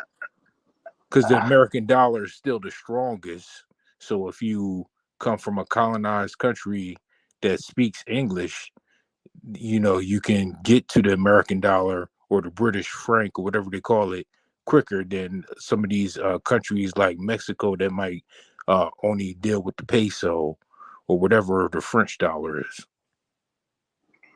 Okay. So what I would say is that in the world right now is in terms of the British. Let me talk about the British colonialism. Um, with the British, the British set up a system called the so-called Westminster system, and the Westminster system, in turn, it was basically designed for the Commonwealth. The Commonwealth, what was common was a lot of that, a lot of the wealth in their satellite countries like the Bahamas and Jamaica. All that wealth went back to England. Haiti kind of had the same kind of system, because Haiti was once the wealthiest, uh, one of the wealthiest. What do you call it? Um, It was the sli- wealthiest colony or nation in the Western Hemisphere. colony in the Western Hemisphere. A lot of the products that they created, tobacco, sugar, and all these kinds of things, that went back to France as well. Now, I'm thinking that you are saying after colonialism and slavery ended, the economic ties these so-called former colonies had, we still kept close economic ties to England, which is true. That's true. That's true. And I think that where Haiti differs is Haiti broke away from that connection from 1804. But even after they became a republic, they still kept connections with Haiti, with France. They still kept little small connections with France. But I would say this in that analysis, the difference between a Haiti that became a republic and a place like Singapore.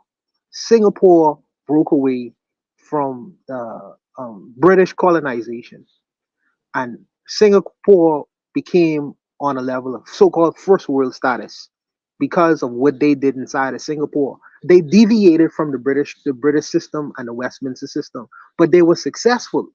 They were successful. So I mean, it's a two and four kind of argument that you posit, because there were some countries that, because they were French and Spanish, and when they became republics and decided to do their own thing, you see the society economically did crumble. Then you have some countries that broke away from the British colonialism, the British economic system, but they benefited from that, like a place like Singapore. So I mean, I could see the two sides of the argument.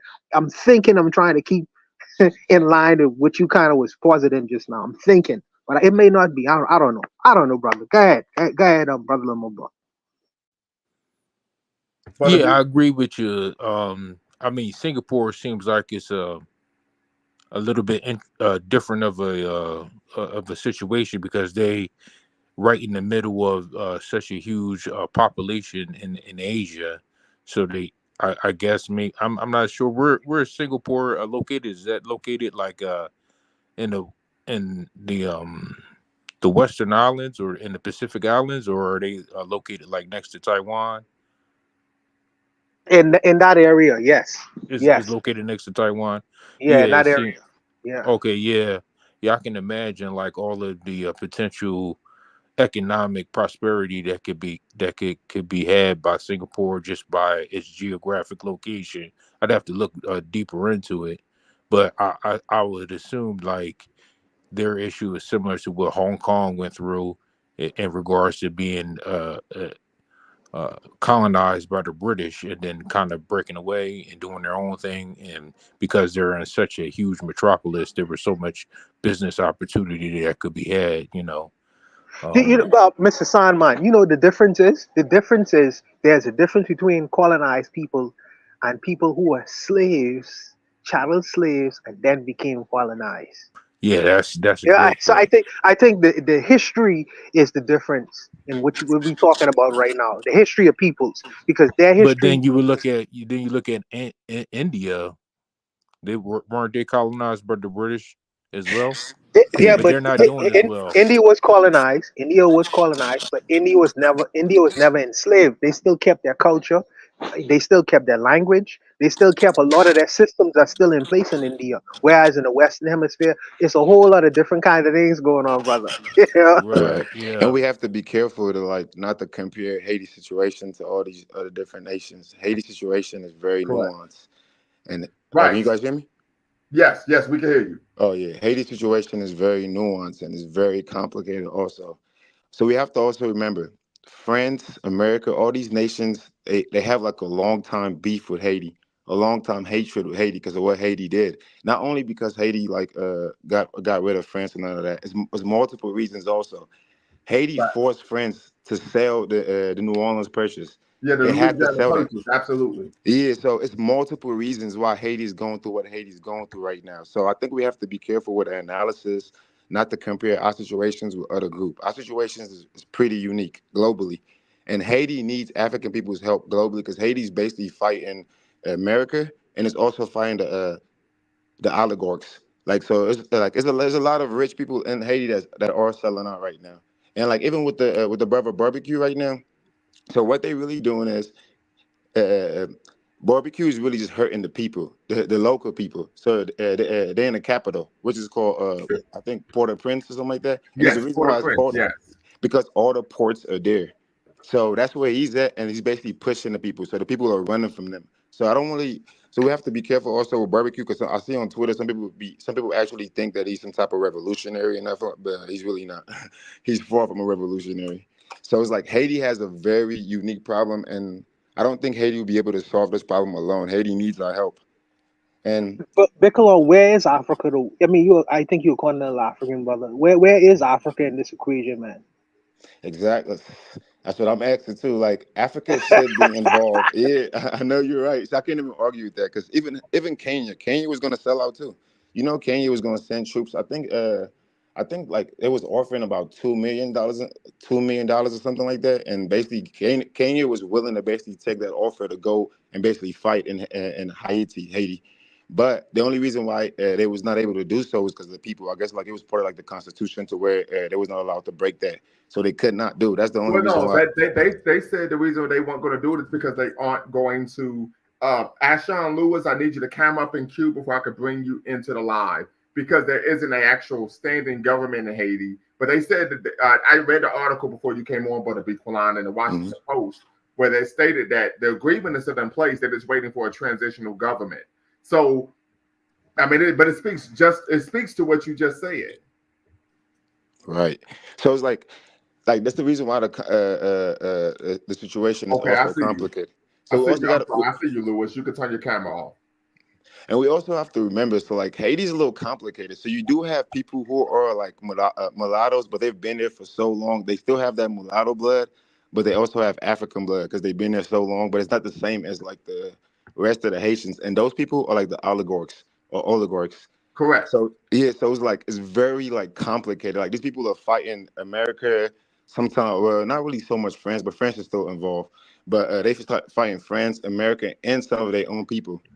So it's like Haiti needs our help. Haiti needs Africans' help. But like the question that Brother Bumani asks is like, where is Africa? And that's the problem we have because Africa is also going through kind of a similar, kind of like a similar issue, a similar problem as Haiti.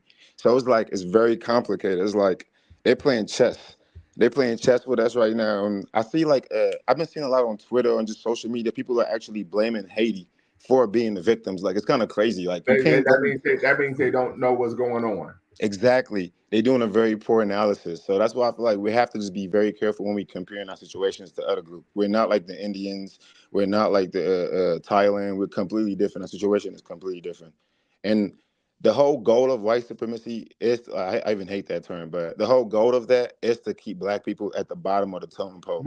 We could say white hegemony. We could say I say hegemony Hegemony. rather than Yeah, I like supremacy. that better. I like that Yeah. better. And so Yeah. wait. So you say at the bottom of the totem pole? Yep, that's where they want us at Right. globally. They want black Africans at the bottom of the totem pole. So it's like even if you like, so that's why I don't think it's really fair to compare Indians and all of that. Because even if you look at South Africans, like how they was using the colored people, so it's like it's a little. We have to be very careful comparing because the Indians was in South Africa causing hell. The Indians was in Uganda causing hell. So it's like these people sometimes they're also used by the white dominant power to undermine us because like they use them as like sort of like as a buffer class. The Yeah, same thing they do. absolutely. Yeah, at the Buffett class. Yep, That's the what I same thing they learned do in with the college. mulattoes. So it's like, yeah, we in a very unique situation, and I think the only people that will be able to like get us out of the situation will be African people, which is Pan Africanism. But the problem is right now with that is Africa is not really in a position to be able to do because Africa is so divided. We're also colonized. Like Africa is not independent. Africa has not been independent since we so-called received independence in the late 50s and the early 60s. It's never been independent. So it's like we're all facing like similar problems. Like our issues is kind of interconnected to a certain extent. So we need to organize our people. That's the only way we'll be able to actually help that situation in Haiti because Haiti's facing a lot of they're facing big enemies. They're facing like basically the number one nation in the world right now. So it's going to be very difficult for those people to be able to solve that issue on their own. And also right now the borders. So like in Haiti right now, people are getting sick. So for example, so for the rice, the food in Haiti, like the people that's like in charge of Haiti, they basically made it to where Haiti stopped producing its own rice, and they was transporting rice from the United States to Haiti. And the rice Right. that was transporting to Haiti was actually getting the people sick. They was catching some certain type of diseases, Right. and now that these barbecue and all these other little gang leaders are controlling the ports, they stopping the medicine, they stopping like food and all of that from even coming in. So these people, like barbecue and all these people, are like they're the furthest thing from a revolutionary. So it's like it's a very complicated issue. I just wanted to add that part there, but you guys No, can. I think that's a great point that you made. I mean, you cook them with fish grease, brother. Um, cook them with fish grease. So I mean, this is something that we have to look at. So a lot of people romanticize, these gang leaders the way we romanticize criminals here in America, right? And they aren't actually working to the benefit. And I think even Dr. Amos Wilson even argued that criminals actually are part of the white supremacist class. right? So something to consider. Hopefully, Brother Jabril can tap in. Provide triggers for evolution states. Anti-blackness is a core of all of this. I have no doubt. Facts: Africa is not independent. They think they are. Not a chance with CARICOM, either as a latter group is in the pocket of the U.S. as well. Absolutely. And I can recall Thomas Sankara. If you do all don't know who Thomas Isidore Sankara, Noel Isidore Sankara is, check him out, the fifth president of Burkina Faso, Pan-Africanist president. And he talked about that a form of neocolonialism is when instead of growing your own food in the nation that you could feed your citizens with, you start what? Importing food from former colonial powers. And Right. that's So exactly what they we're did to seeing, Haiti. yes, absolutely. So this is something that we're seeing. Something else I want to talk about when we talk about this so-called international intervention and why I'm pushing that we need a Pan-African solution to this problem. So this is an article I wrote, family, on is Haiti on the brink of civil war, which of course is what we're talking about now. And I talked about how the UN humanitarian aid plan, the world body has a complicated history in Haiti, as you all can see. I hope you all can see this. For instance, from 2005 to 2017, the UN deployed thousands of soldiers after periods of political turbulence and natural disasters. However, the soldiers brought cholera to Haiti, which killed at least 10,000 people, and it was found that they did it on purpose.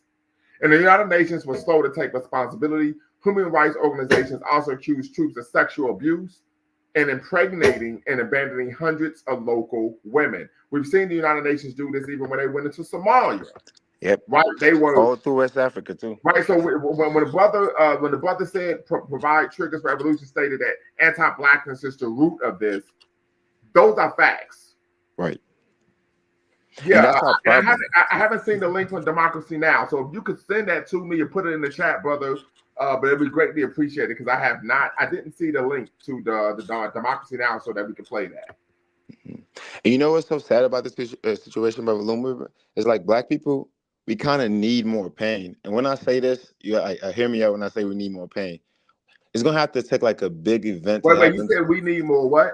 We need more pain, like as the masses. And what I mean by that is, like, it's gonna take like a big event to happen for us to really realize who the enemy is. So it's going to take like something big to happen to where these people are coming out and like attacking us, and they're not using no buffer class. They're not using colonialism, because like most black people globally, they don't really see Europeans or even Arabs as the enemies.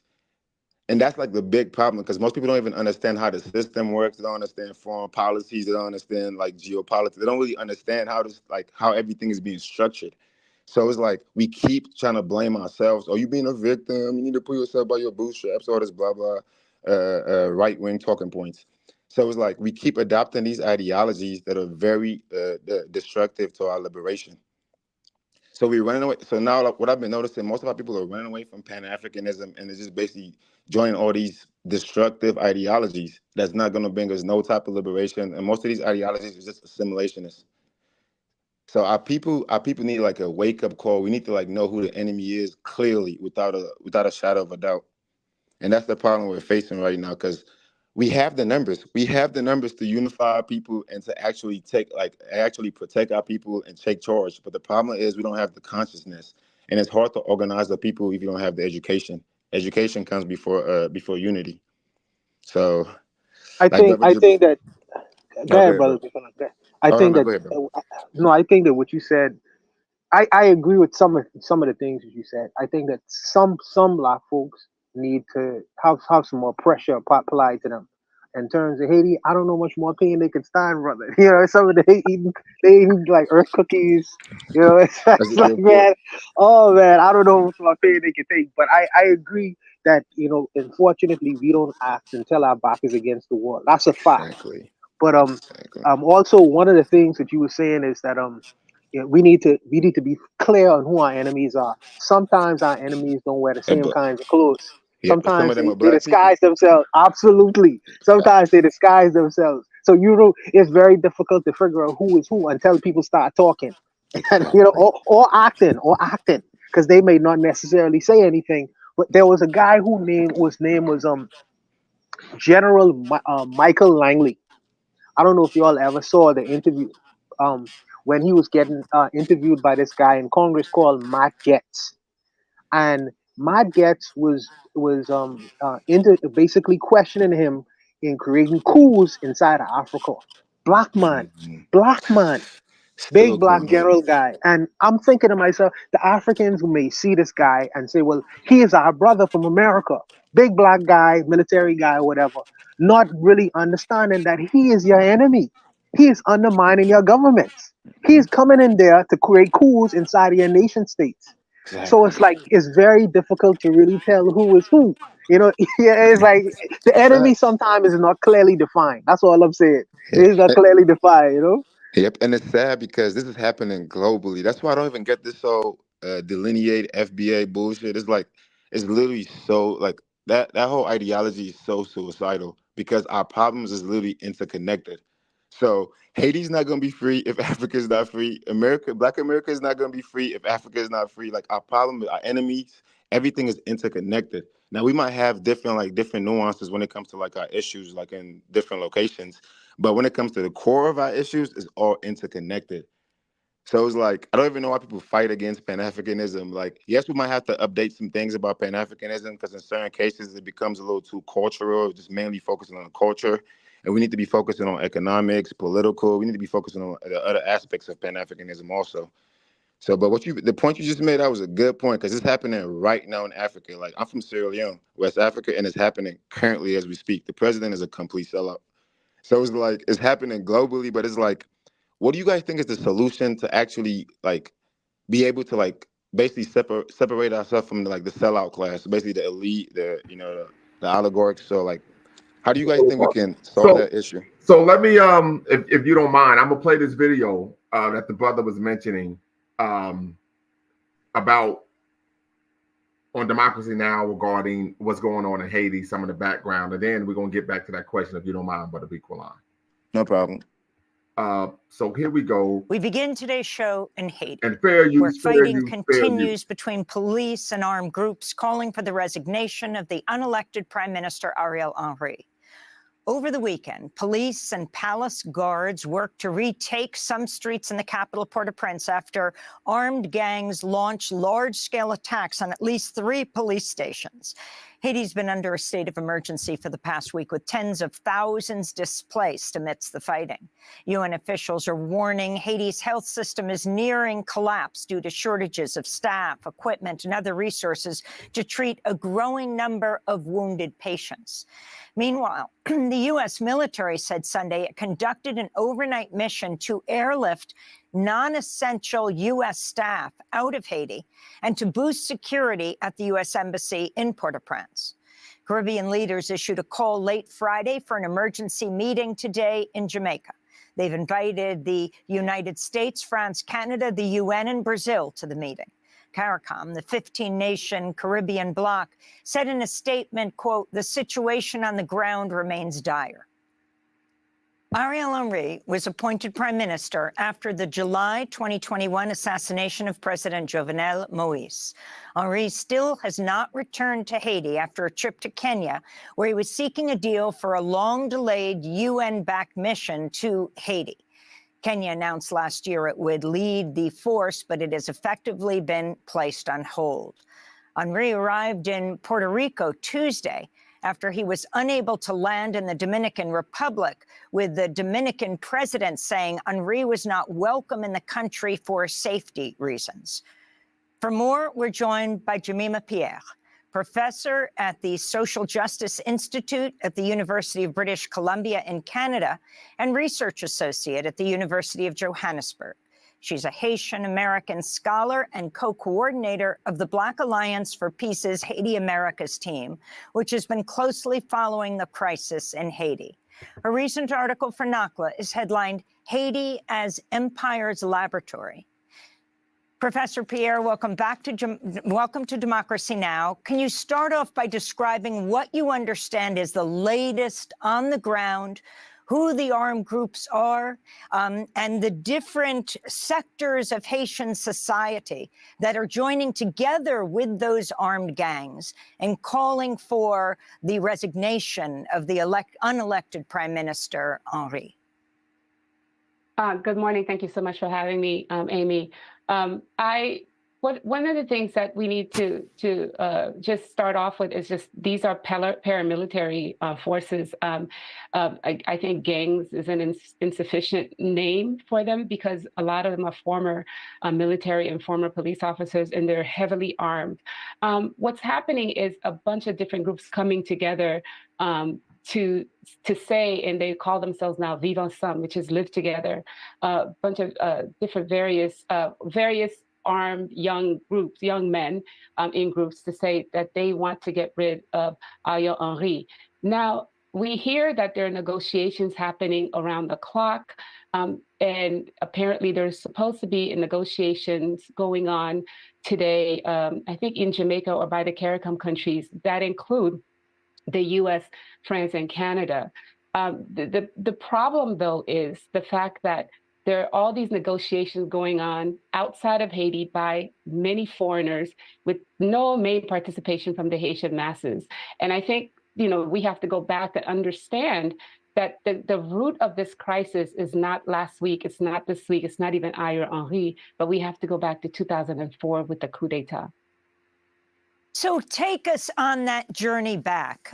If you'll give us the historical context in your piece, it's headlined Haiti as Empire's Laboratory. In it, you write, Haiti has been and continues to be the main laboratory for U.S. imperial machinations in the region and throughout the world. Explain. Yes, definitely. We say the crisis in Haiti is a crisis of imperialism. In 2004, as has been revealed and admitted to, the US, France, and Canada got together and backed a coup d'etat against the country's first democratically elected president, Jean-Bertrand Aristide. And the US Marines flew into his home, put him on a plane with his security officials, his wife, and aide, and flew them to the Central African Republic. And people can actually go to the Democracy Now! Archives, which covered this live. And I remember listening to this happening live. And the point of this was that this coup d'etat, which was led by two permanent members of the UN Security Council, was then sanctioned by the UN when these same two members of the UN Security Council, and that's US and France, basically pushed the UN Security Council into sending a multinational military force to Haiti, armed under Chapter 7 deployment. And that itself was illegal because the original coup d'etat was illegal. The US ambassador to Haiti and the deputy ambassador were in the process. They're the ones that named who the interim president would be, put together a council of sages that basically restructured Haiti's elected president. And back then we had 7,000 elected officials. Today we have 0. And over time, I say Haiti has been under occupation because it is this military occupation, the minister occupation that went from 2004 to 2007, that established the core group, that it's an unelected group of Western officials, including Brazil, which led the military arm of the occupation in 2004 under Lula, which led then, which has been controlling all the actions in Haiti, down to naming who the prime minister would be, Ariel Henry, after the assassination of Jovenel Moïse. I have to quickly say, though, one of the key things that happened is in 2010, after the earthquake in Haiti that killed hundreds of thousands, where the U.S. pushed the sitting president, René Préval, to have elections. And in the WikiLeaks papers revealed to us later that Hillary Clinton actually flew to Haiti and changed the election results, where Michel Martelly of the PHTK political party did not make the first round, but the U.S. forced the Haitian Election Council to actually put him in the second round. And so establishing the PHTK, Michel Martelly, a neo-Duvalierist, as Haiti's president, with under 20% of the people voting, with the largest political party in Haiti, La Balance, not being able to participate, we set the stage for what we see today. So by the time we get to Ariel Henry being imposed on the Haitian people by the core group, we have no elected officials because Michel Martelly, basically under him, we lost a lot of, we didn't have many elections. And then he put in his protege, Jovenel Moïse, who was also unpopular and didn't run any elections. So we actually haven't had any elections in Haiti since 2016 when Jovenel Moïse was selected for us by the core group.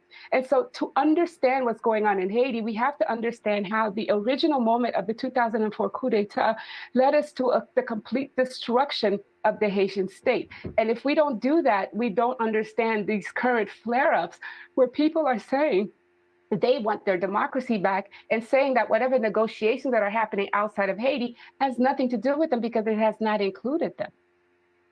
You know, when we went to the Central African Republic in a small plane with U.S. Congress member Maxine Waters and the late founder of TransAfrica, Randall Robinson, and a Jamaican MP, we flew to the Central African Republic. They went to retrieve the Aristides who'd been put there by the United States. And as we were flying back over the Atlantic, they got word from that Rumsfeld, Condoleezza Rice, and Colin Powell were saying that the Aristides were not to return to this hemisphere, were not to return to Haiti, to which Randall Robinson replied, "Whose hemisphere?" And so he was not able to land in Haiti and went into exile in South Africa, where you have also taught for many years, for over 7 years. And then we went to South Africa when he finally returned to Haiti. And people can see all of those reports at democracynow.org. But I'm wondering, I wanted to talk about the latest news, the Miami Herald reporting that Secretary of State Antony Blinken spoke by phone Thursday with Haitian Prime Minister Ariel Henry in a series of calls that officials described as tense. This is the U.S. State Department spokesperson, Matthew Miller, speaking Wednesday about the violence in Haiti. As the situation on the ground grows increasingly dire, we in CARICOM have continued to call on stakeholders, including the Prime Minister, to make concessions in the interest of the Haitian people. So we are not calling on him or pushing for him to resign, but we are urging him to expedite the transition to an empowered and inclusive governance structure that will move with urgency to help the country prepare for a multinational security support mission to address the security situation and pave the way for free and fair elections. But Jacqueline Charles, the Miami Herald reporter, said that the U.S. was pushing Ariel Henry to resign. What do you understand, Professor Pierre, about the latest? And also even where he is. Is he still in Puerto Rico, unable to get back to Haiti? Yeah, he's in Puerto Rico under FBI's protection. He had to leave the hotel he was in when he first landed because Haitian people living in Puerto Rico were protesting his presence in the state, and so that's important. You know, the U.S. government is being extremely hypocritical here because in 2004, when the U.S. Marines landed at Aristide's house, put him on a plane and told the world that he resigned before the plane even landed in Central African Republic, and basically put in power a whole new government. And now they're saying that this unelected prime minister that they put in place refuses to resign, where he actually has no legitimacy and no mandate whatsoever. I also want to say quickly, just to touch back to the question earlier, is the reason I say Haiti is a laboratory, because this is the first coup d'etat that was sanctioned by the UN, and Haiti was ruled by a multilateral coalition of all these countries. And so the UN occupation of Haiti through MINUSTAH and through the core group is multinational, multiracial, and it almost seems as if this is a humanitarian effort as opposed to a coup d'etat that has been successful. And so the whole world is participating in the occupation of Haiti unwittingly because And this is how we have to remember how the U.S. will work, and they will use their proxies to do the dirty work for them. And I want to say what's happening today on the ground with CARICOM is also a problem, because back in 2004, P.J. Patterson, who was the president of CARICOM, was very much against the removal of Haiti's sitting president. In fact, he refused to acknowledge the imposed government that the U.S. put on us.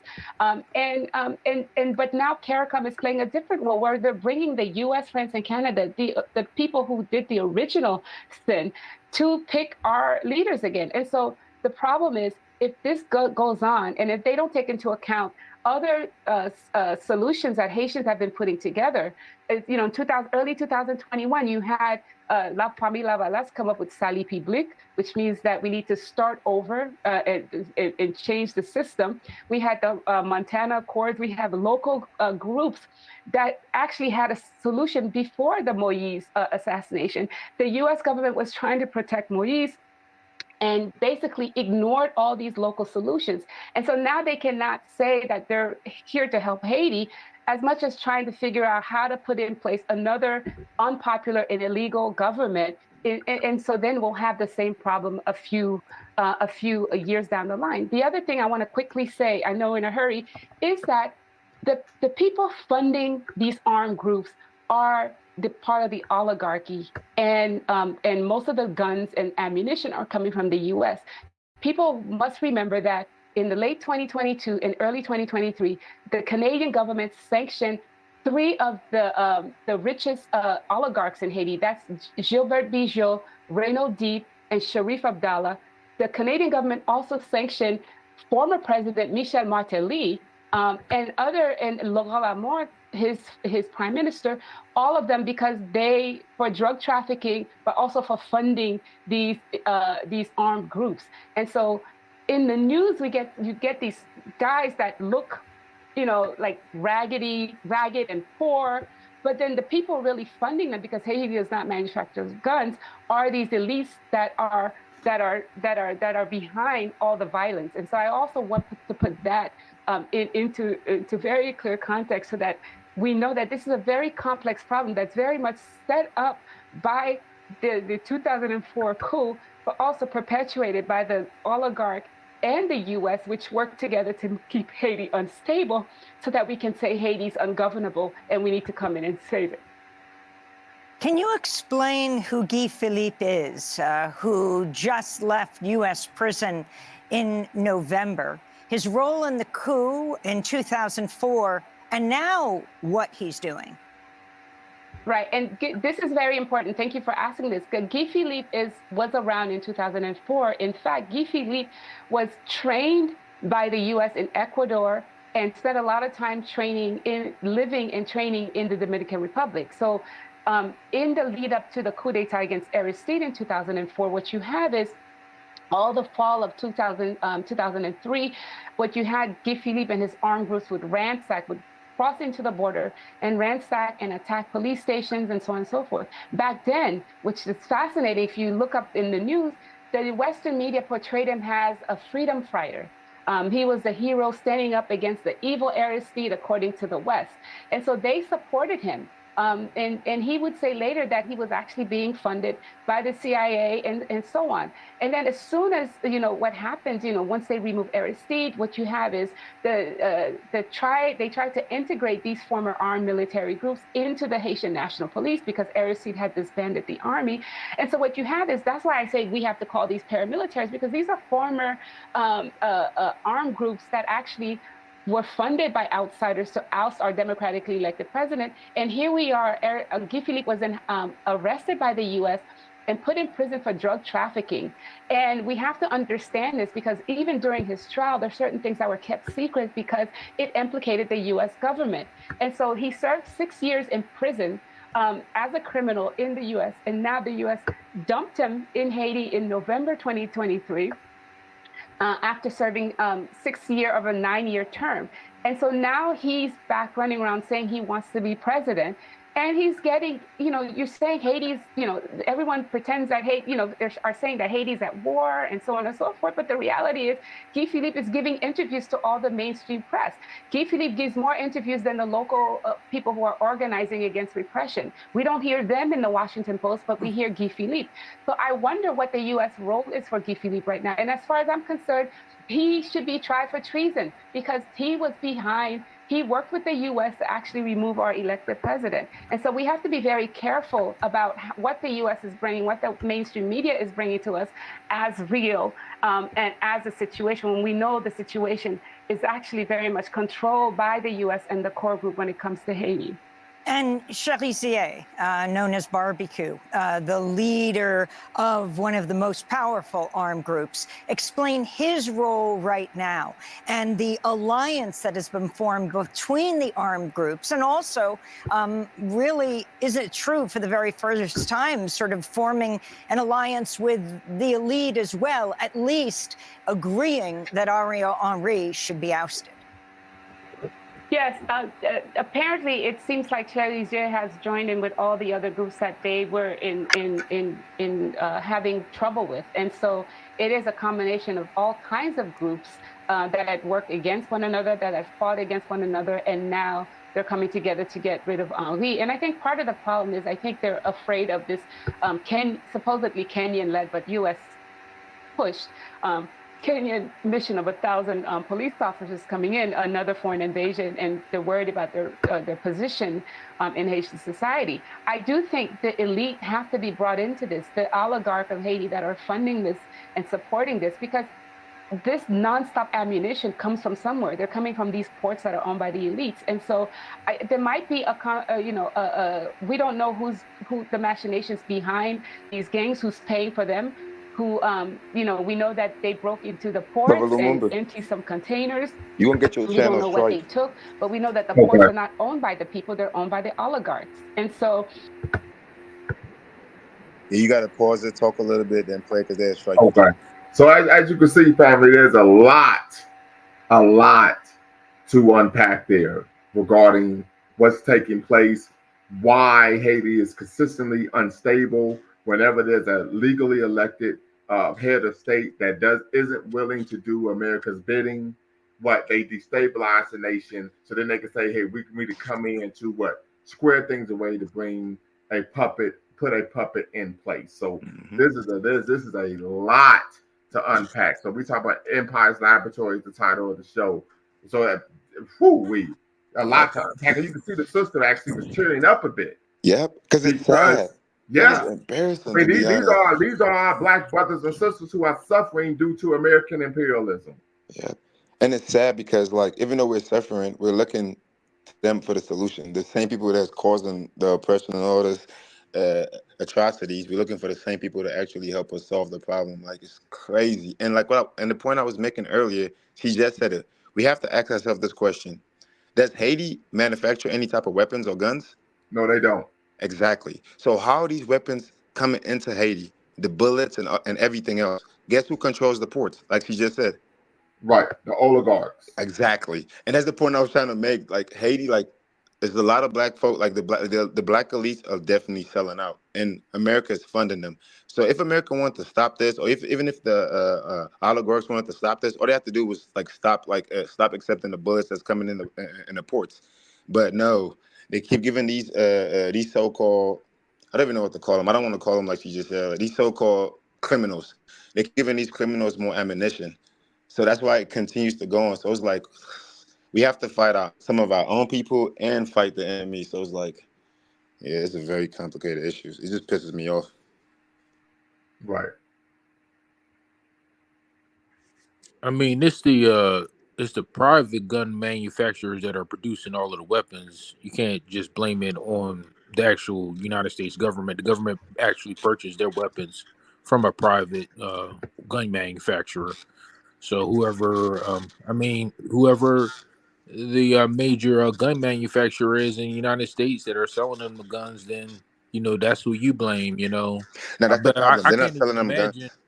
guns. Like they're not selling them all the guns. Like that's like America is funding it. America is doing the same thing they do in Africa.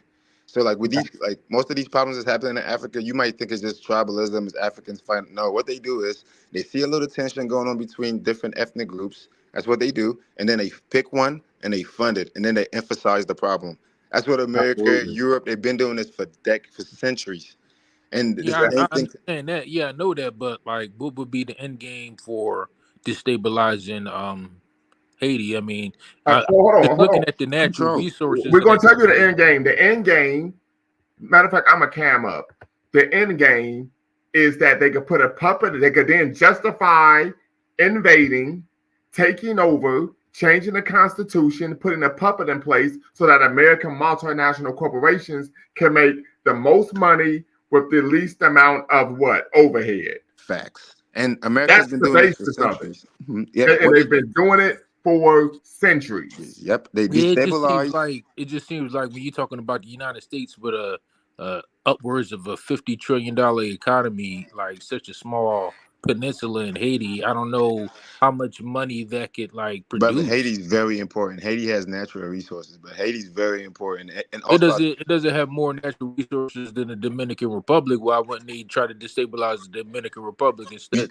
you do understand that America uses the Dominican Republic to also undermine Haiti. You do understand that, right? That's what I'm saying. This history is very complicated. America Come comes on, in, brother, they be quiet. destabilize, they Come on, insert a brother. new leader, steal the wealth, and then they repeat it. It's what they do. This is the whole game plan. Destabilize, insert a new leader, steal the wealth, and then repeat. It's like that's the goal. They've been doing this for decades. So it's like I understand the point that you're trying to make, but it goes right back to America. America is Absolutely. And a good fully. example of this is when Papa Doc and Baby Doc were in office. They knew that they were dictators. They knew they were killing off political rivals. They knew that there were numerous human rights violations taking place. They knew that they ran a kleptocracy type of government. They were cool with it because they were willing to do America's bidding economically. Yep. And so they supported them and actually kept them in office, even trained their death squads. Come on, brother. We have to remember the age of discovery. Do you know what that means? Basically, Europeans think that they're literally playing God on earth. They think they Come have the on now, sole brother. It started with Prince Henry of Portugal. Yep. I already know Come you know. on, I know brother. you know. You come on, brother. I'm with you, brother. I'm with you. I'm with you. Come on. And We got to wake up. We got to wake exactly. up. Our people have to start reading, like really doing research, doing cross reference. We really have to start doing this because, like, sometimes we try to like simplify a very complicated problem, and whenever you do that, you just end up like blaming the victims, and that's what we tend to do over and over again. The same thing gets done to Black America. The same thing gets done to West African, East Africans, like everywhere African people are. They always end up blaming the victims. I mean, I've heard of the term "the white man's burden," but I haven't heard of this thing where the European thinks that he's God on earth. But Oh yeah, it's even if called he, Age of Discovery, and it's even called the if it, Manifest Destiny. Look Yep, up something. manifest Look up destiny, something Mormon called notes. Monroe Doctrine. but Ooh, the Monroe even if Doctrine. he is, Yeah, the even if Monroe he does feel Doctrine. that Yeah. way, Here, I hey, mean brother, that can I make this doesn't. quick point? Let me make this quick point, but I don't mean to cut you off. And that's what I was trying to tell FBA. The Monroe Doctrine is a perfect example why there will never be no black nation in the Western Hemisphere, because it's like because they consider that an act of war Yep. automatically. So people need to study foreign policies. Like this is way more Yeah, I complicated than mean, you think we it could is. type in, Theodore Roosevelt's big stick policy, right? I mean, it's like Right. I said, this has been going on a long time. And so John Moore says Haiti hasn't had a stable government since the Papa Doc days, but the government was stable even though it was repressive because America was backing it. Facts. Right. So something to consider. The end game never allowed black nation to challenge the United States and its allies. Right. Brother Lewis, you've been waiting patiently. Hey, what's going on, everybody? How you doing? Peace, brother. Yeah, peace to you Peace. too. Yeah, I'm with you 100% on everything that you guys are saying because what's going on over there in Haiti is just a huge ball of chaos, corruption, and just a lot of everything. And yeah, it's just a whole lot of stuff going on. You know, not just in Haiti, but here in the U.S. They're trying to ban TikTok all of a sudden.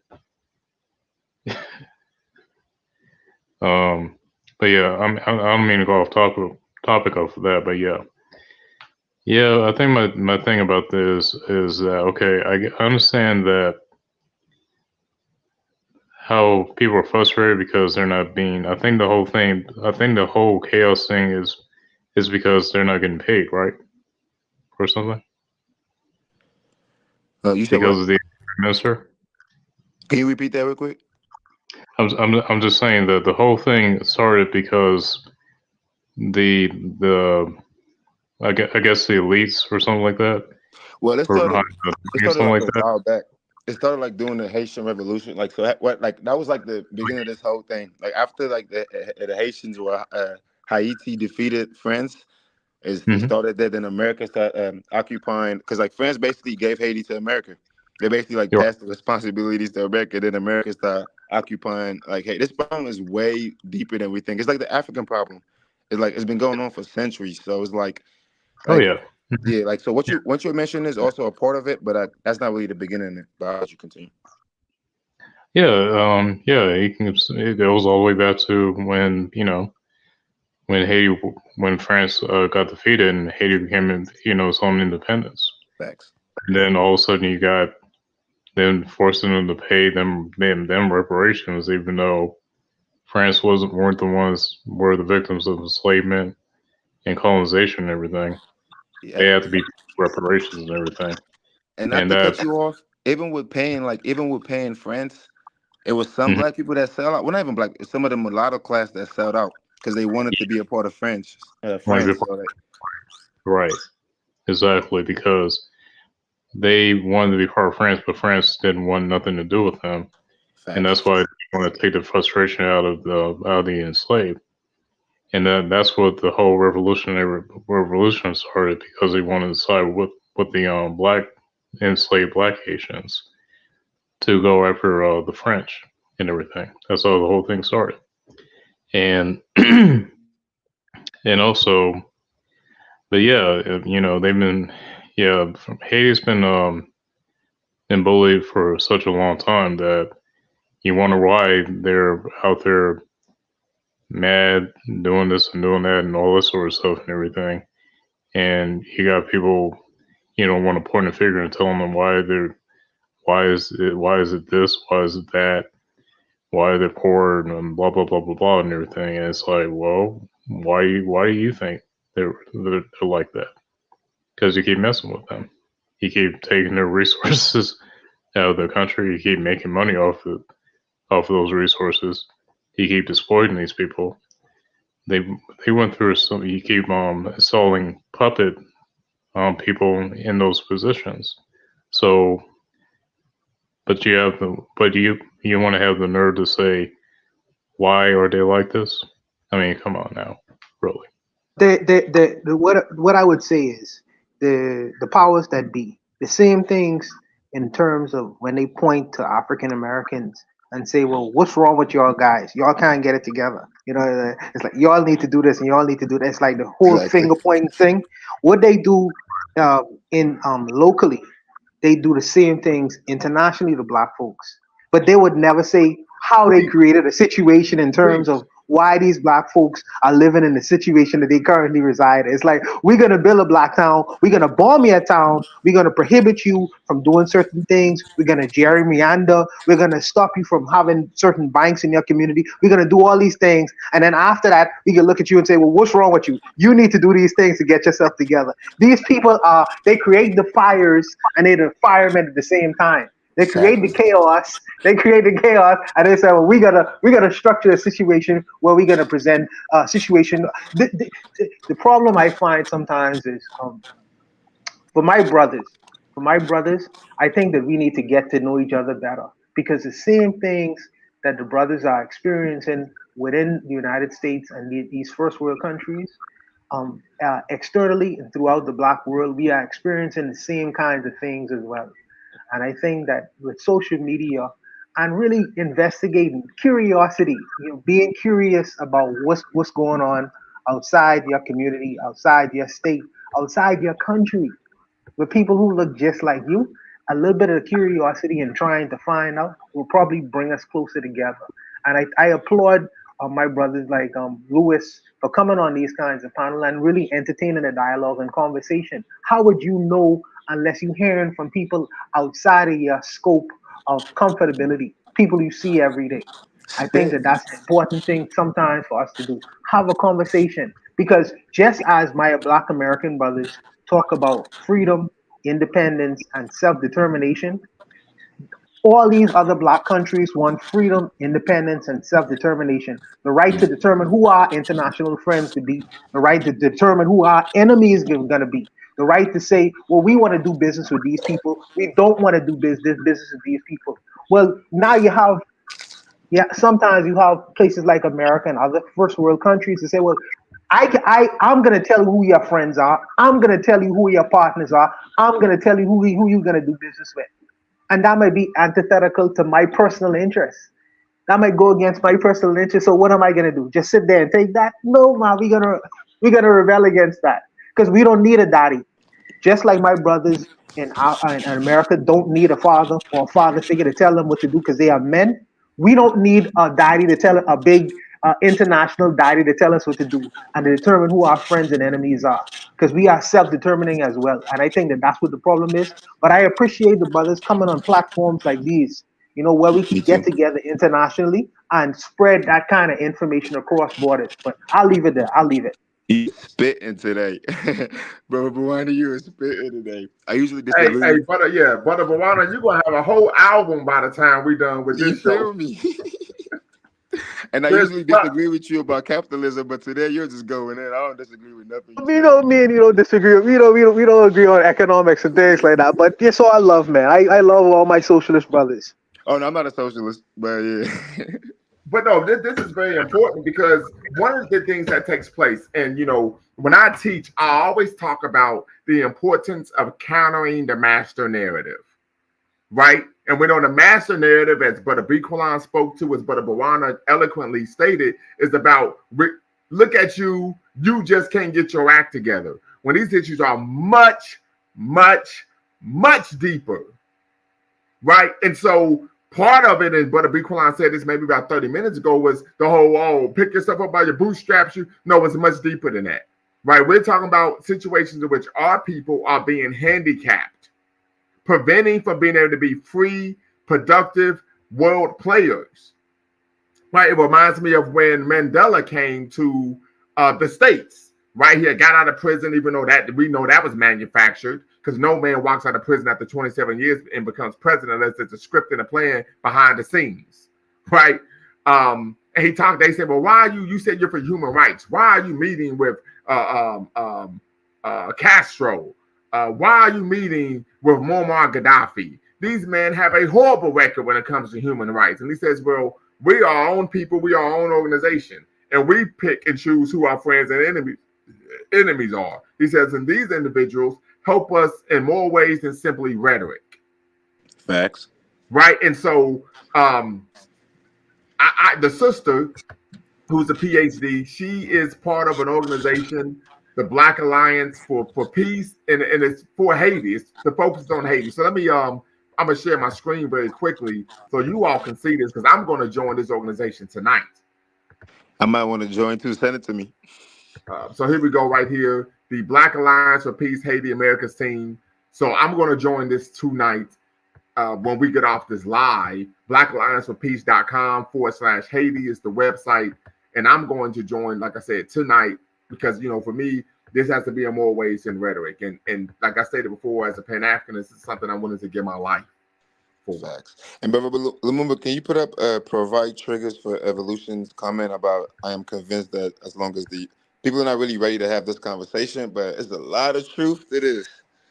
People are not ready to have this conversation, but I personally believe that Black people globally will not be totally free until because this empire is causing a lot of issues. And it's not only just America, but America is like a big key player for sure. Right.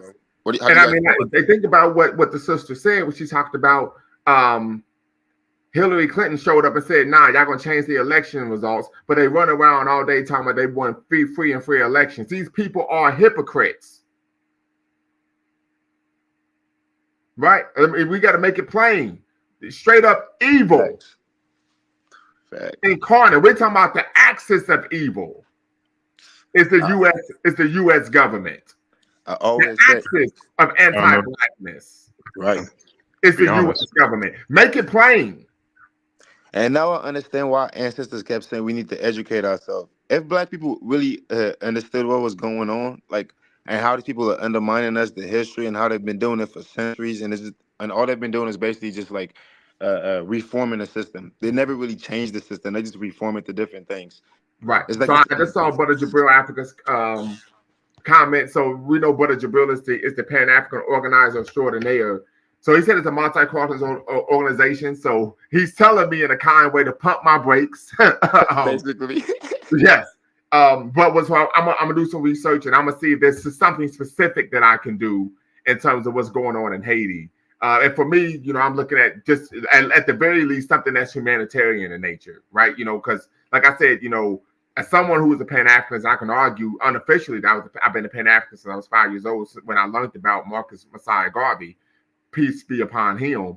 And then, when I was reading the speeches of Thomas and Carr and the concern he had with the hate, with the absolute poverty that many of our brothers and sisters in Haiti were living under, suffering from, I just feel like I have to somehow be involved in some way, shape, or form. I can recall reading a New York Times article with my son when he was like 7 years old, and they talked about how some of the issues going on in the Congo. We talk about the struggles that our Francophone African brothers and sisters are facing, and how there was a brother who was a police officer, his wife was a lawyer, but they had to eat every other day in the Congo. Now my son was like, man, I hope one day I'm wealthy enough, I'm rich enough to be able to provide the brothers and sisters in the Congo with food.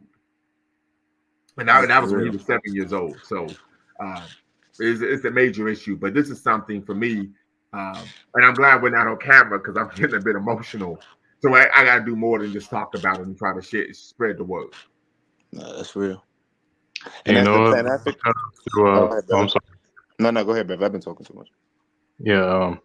And shout out to Abraham Torre, who's actually doing a great job trying to get rid of France from controlling um what's the name of the country? Burkina Burkina Faso. Faso. I'm sorry.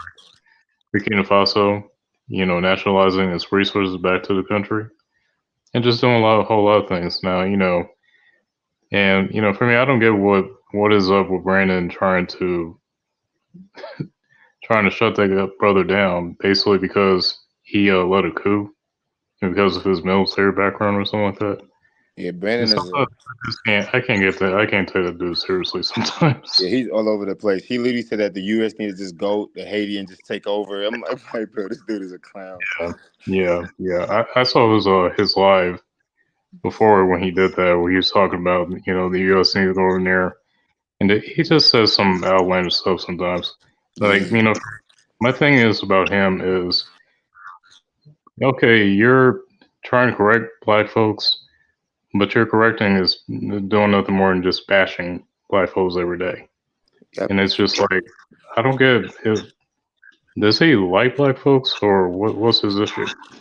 All of his talking points come from like the right wing. So all he really does is regurgitate the same information that you can get from like these right think tanks.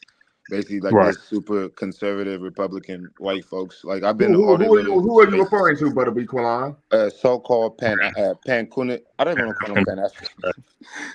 Oh, you're talking about Pan Africanism Strikes Back? Pan-Kunism Strikes Back. Oh, okay. Yeah. You talking about the dude that didn't want to get in the boxing ring with me? That part. Oh, okay. Yeah, that guy. Okay, yeah. Yeah. You talking about the guy? Wait. You talking about the guy I personally called on the phone and said, let's get this work, and then he's trying to make an excuse about how we couldn't fight? He's scared of you. Just because he didn't think I was going to hit him up. He didn't think I was going to fly to LA or have him come to Columbus. I'm not gonna lie. He does have a. I'm not gonna lie. We actually love our people, but then every time you turn around, he's using racial epithets about our people and spreading disinformation about some of our ancestors. Exactly. He is. Like I remember he would try to lie and say that Dr. King was used by the powers that be to lead black people away from black businesses and to integrate. And he was like, I don't know where he's getting all that from about Dr. King, or he was saying that that Rosa Parks was a plant that was put there to. This guy, man. Brandon is so embarrassed. I didn't even know he took it that far. Like, what is he? Right. Yeah. It's just like, okay, that's not who Rosa Parks was, and we know Rosa Parks was a hell of an activist way before that, the whole bus incident. so, I And don't know where he's getting all that stuff from. and as a Pan African nationalist, I think that's like something that we gotta like work on. We have to kind of like update Pan Africanism to where it's like we're kind of like we're basically Yeah. like gatekeeping it. We have to like somewhat come with like and start gatekeeping because like everybody using this brand and they're not really preaching Pan Africanism. Like what Brandon No. preaches is not Pan African. Brandon is an opportunist. He's a capitalistic opportunist. That's what he wants. He basically wants to go to Africa and do the same thing the white man is doing. He's not trying to change nothing. He's not really trying to work with our people to gain economic, political, social, and cultural power. He's just trying to basically get rich. And that's No, not he going is. to help none of us. We already have billionaires in Africa. The richest black man in the world is in Africa.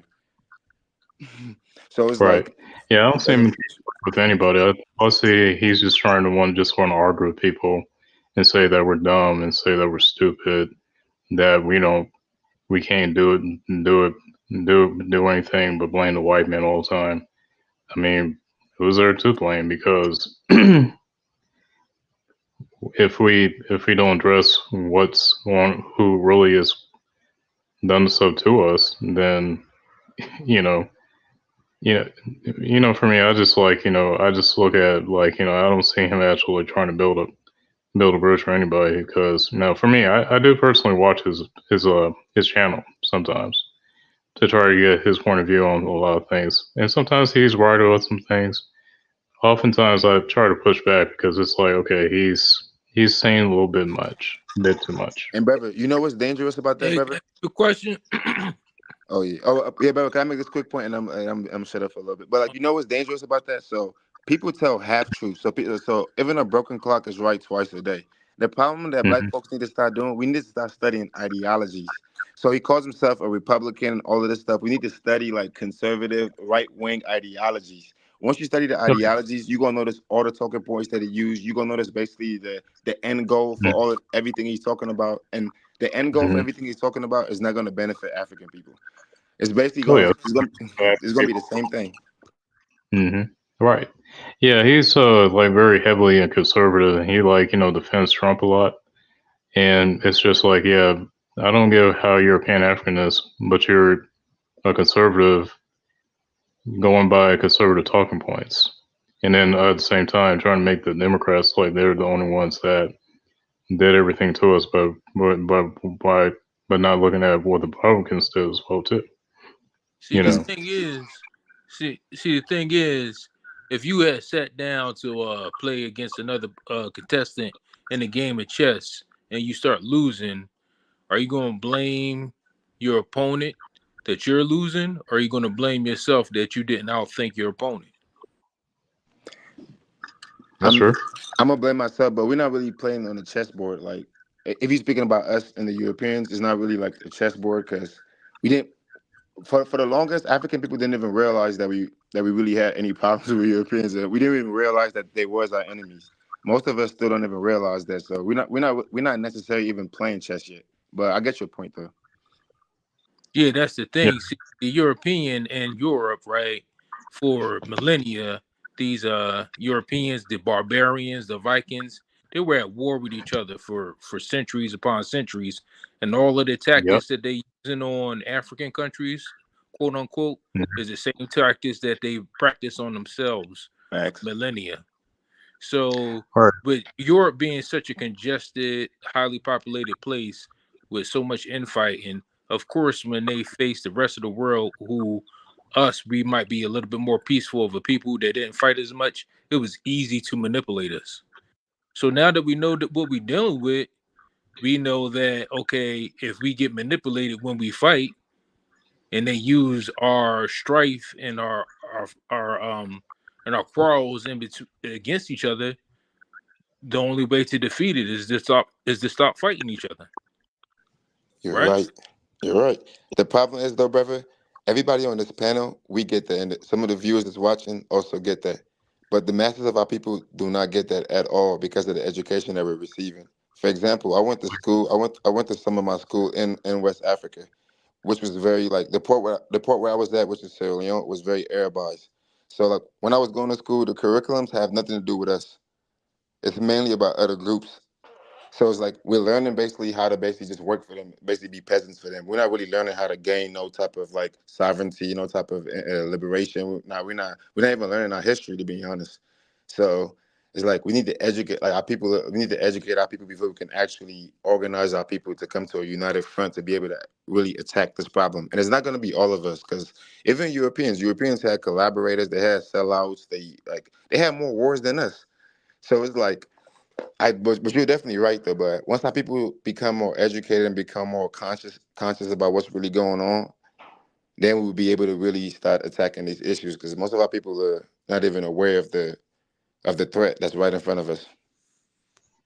No, they're not because we're just sitting around just pointing fingers at one another and want to blame ourselves to really some of these issues all the time, and not looking at the actual person who's actually manipulating us and putting us against each other. Like back what you were saying about that when the European came over and saw the infighting with the different ethnic groups. I'm not gonna say tribe, brother Lumumba. I know you don't like the word tribe. I Wait, say respect. that one more time. I said I'm not gonna say the word tribe. I'll say ethnic group. Okay, I got you. Anyway, well, every now and then I'll use tribe sometimes. I get it. Tribe's not even a bad word, but I get you. But back what I was saying. Actually, it is No, a it is a bad word. pejorative, and it connotates being primitive. So it is seen as a pejorative term because here's the thing: no one ever uses the term tribe when you're talking about people of European extract. Right. Gotcha. Yeah. No, they're primitive, so they're tribal. There's that. They got They're having history a of that. tribal war right now as we speak. Russia, Ukraine, America, like they're having a Right. So back what I was saying was, like what you were saying, that they went down there and saw the infighting between the ethnic groups on the continent of Africa. They did the trick of selling weapons to both sides, have them kill each other, so they can go down there, take the land, take the resources, take the humans as cargo. I mean, not cargo, but take the one tribe from that was taken down from another tribe and get sold, and taken down to be enslaved in other parts of the world. So that's how they did it. I mean, they always been doing that, and still doing it still to this day. So, and the issue is we tend to put our individual interests above the interests of who we are as our people. And so, I want to revisit the question that Brother Bequalan asked before I played the video, and I appreciate you, Brother Bequalan, telling me to stop it before I get flagged, right? I got you. I think the solution, and please push back if you think I'm being nonsensical, but I believe, and this is just my personal view, that the solution to what's going on in Haiti must come from a Pan-African military force that's independently funded by African people, that has the best. And like once again, this is grandiose what I'm saying, but I believe that is the only way that Haiti will become a stable, functioning nation. And can't nobody really disagree with that because any approach we take is going to lead to that anyway. So you're right because any approach we take is going to lead to that. Because I mean, this is what I'm saying. The level of disrespect for a black head of state, where they bring their military into your country, show up to your house and say, "Get your ass on this plane, you leaving." And then before you even land, they're gonna say, "Oh, he said he gonna resign."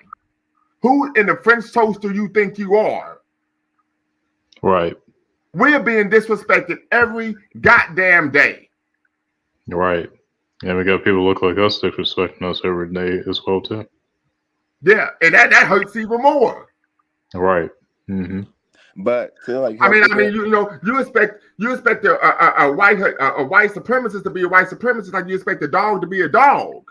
But when it's your own kind, I mean, goddamn.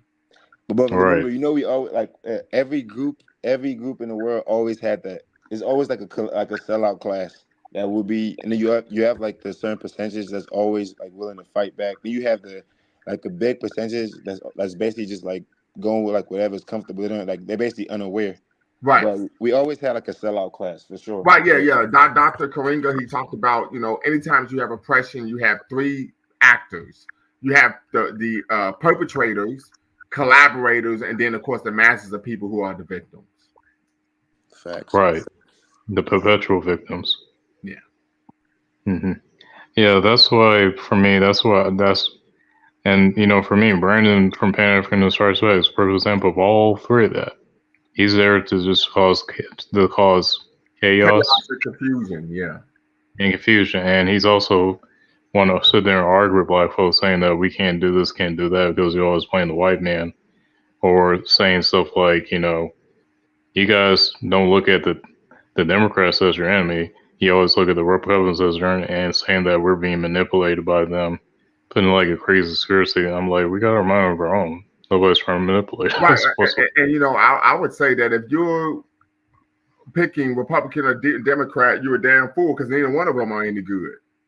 Right. That's how I feel about it. If you're talking about our interests as black people, I mean, we like one of the things that was covered in the article that I read that was with the Washington Post was that this type of policy against Haiti, right? We talk about even connecting that to what issues of in the Caribbean as well. The banana wars have taken place irrespective of what political party was running the Oval Office. Right. So irrespective of you have Democrats or Republicans in the Oval Office, the Americans for America's domestic policy against African people and Americans' foreign policy against African people does not change. Right. No matter what party is in that position, that's the reality. Right. Nothing changes. So, for me, he can vouch for the conservatives. And I'm not saying all conservatives are bad. There are some black folks who are conservative that actually are for their own people. I'm not trying to say that.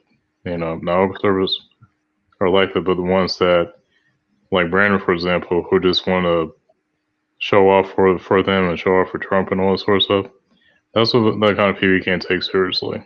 And they're not going to do anything to help out black folks. They're just going to sit there and just take everything what they say with the talking points about us, and that's it.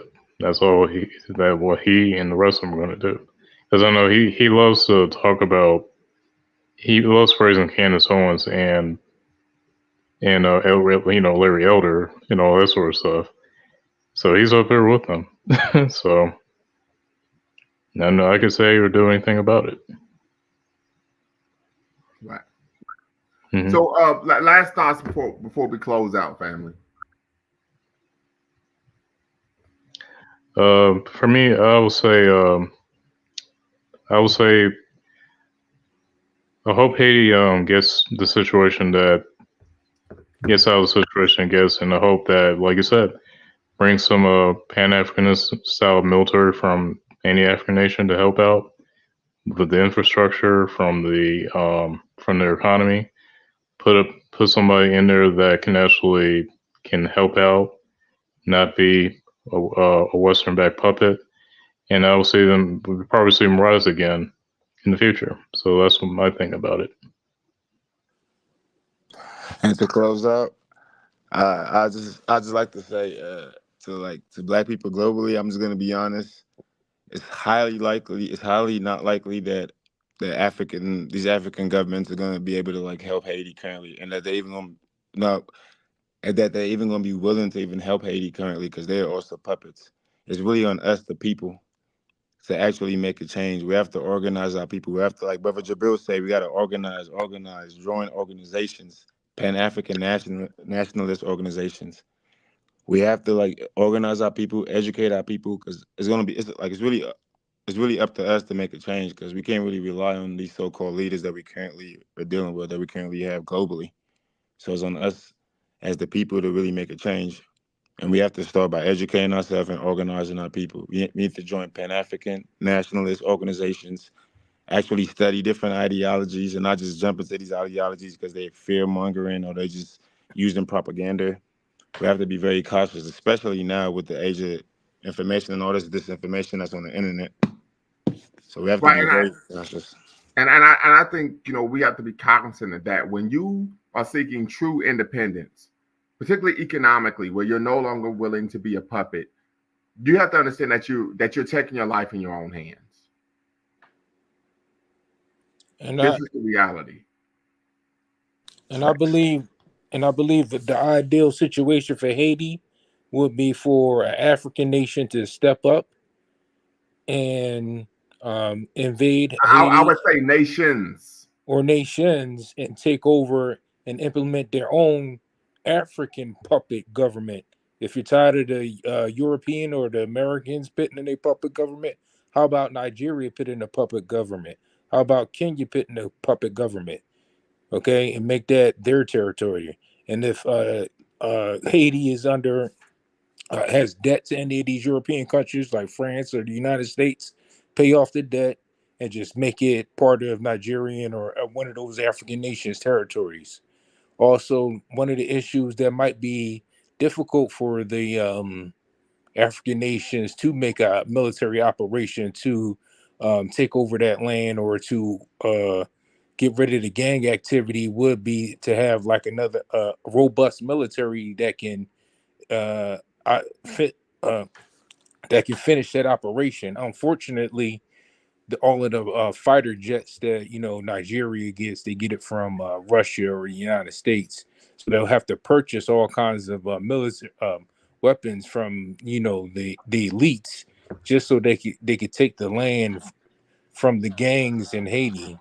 So it seems like you're just feeding the monster more and more until you learn how to manufacture your own weapons and your own jets and your own fighter boats or your fighter ships or what have you. So that's just the quagmire that we're in that as Africans. If we want to show some real might and strength internationally, we got to be able to be the first ones to be able to step up when one of our brother or sister countries full of Africans is having issues like this and be able to help them, as opposed to waiting for our European countries to help them. Facts. And brother, I can't really disagree with nothing you're saying, but the problem is we have to understand like the what's going on also in Africa. So basically everything that's happening in Haiti is basically happening all throughout West Africa, East Africa, and South Africa. South Africa is a little bit different because the Europeans are based there, but it's happening all throughout Africa. So these leaders, it's the same thing that's happening in Haiti, and their leaders is the same thing that's happening in Africa. So these leaders that are currently there, which is why the whole situation that's happening in Burkina Faso, Mali, and Niger is basically like they're trying to get rid of these puppet leaders and actually put in leaders that the people want, so we can actually do things to actually benefit like our nations. Because like everything you were saying, that's definitely what we should be doing. This should be easy if we actually controlled our nations and it was actually controlled and the people was actually this should be easy. Like it should be like, all right, bet we're gonna do this, we're gonna do that. Yeah, like, but the problem is this, like we all have the same issues. That's why I continue to say we have an interconnected problem. Africa is going through basically the same exact thing that Haiti's going through. Yes, it is. And I agree with you 100% because there's no way that we're going to sit around, like, FA wants to sit around and say that they're deleting themselves from other black folks other, from the rest of the diaspora because even, yeah, may have our differences in culture or whatever. Yeah, fine, okay.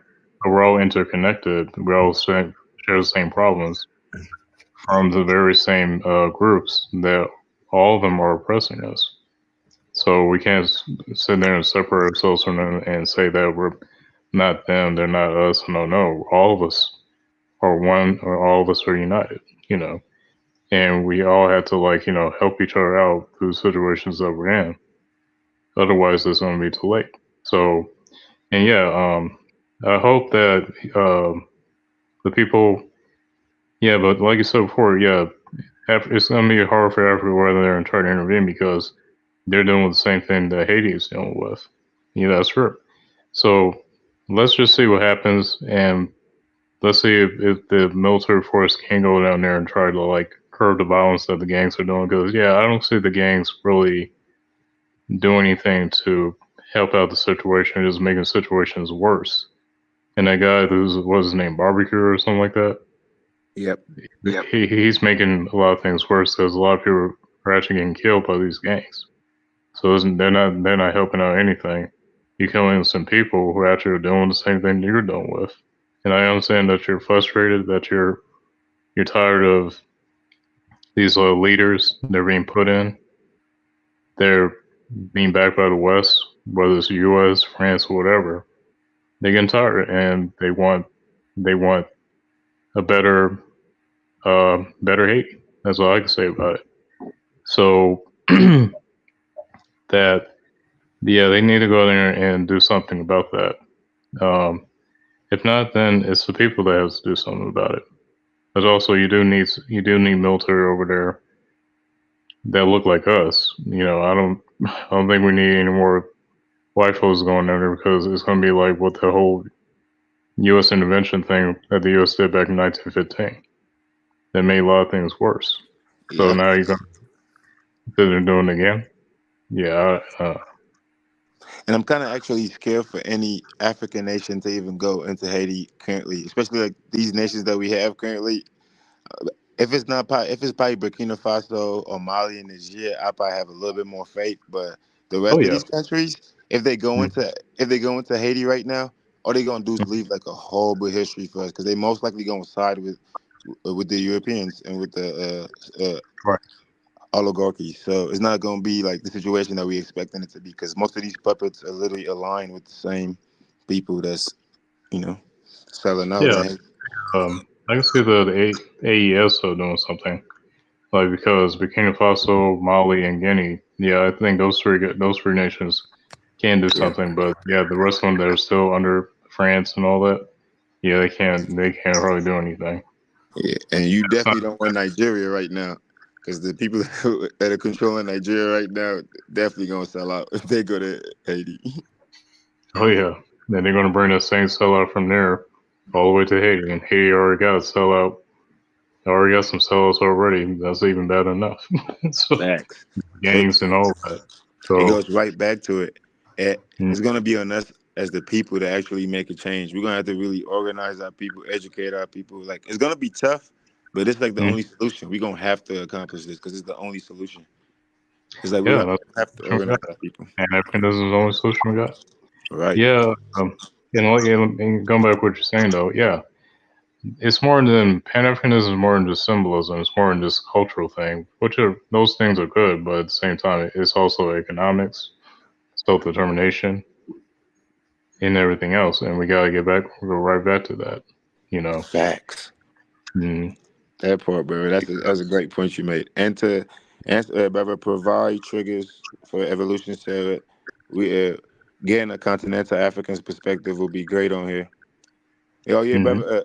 I'm a continental African, brother. Provide triggers for evolution.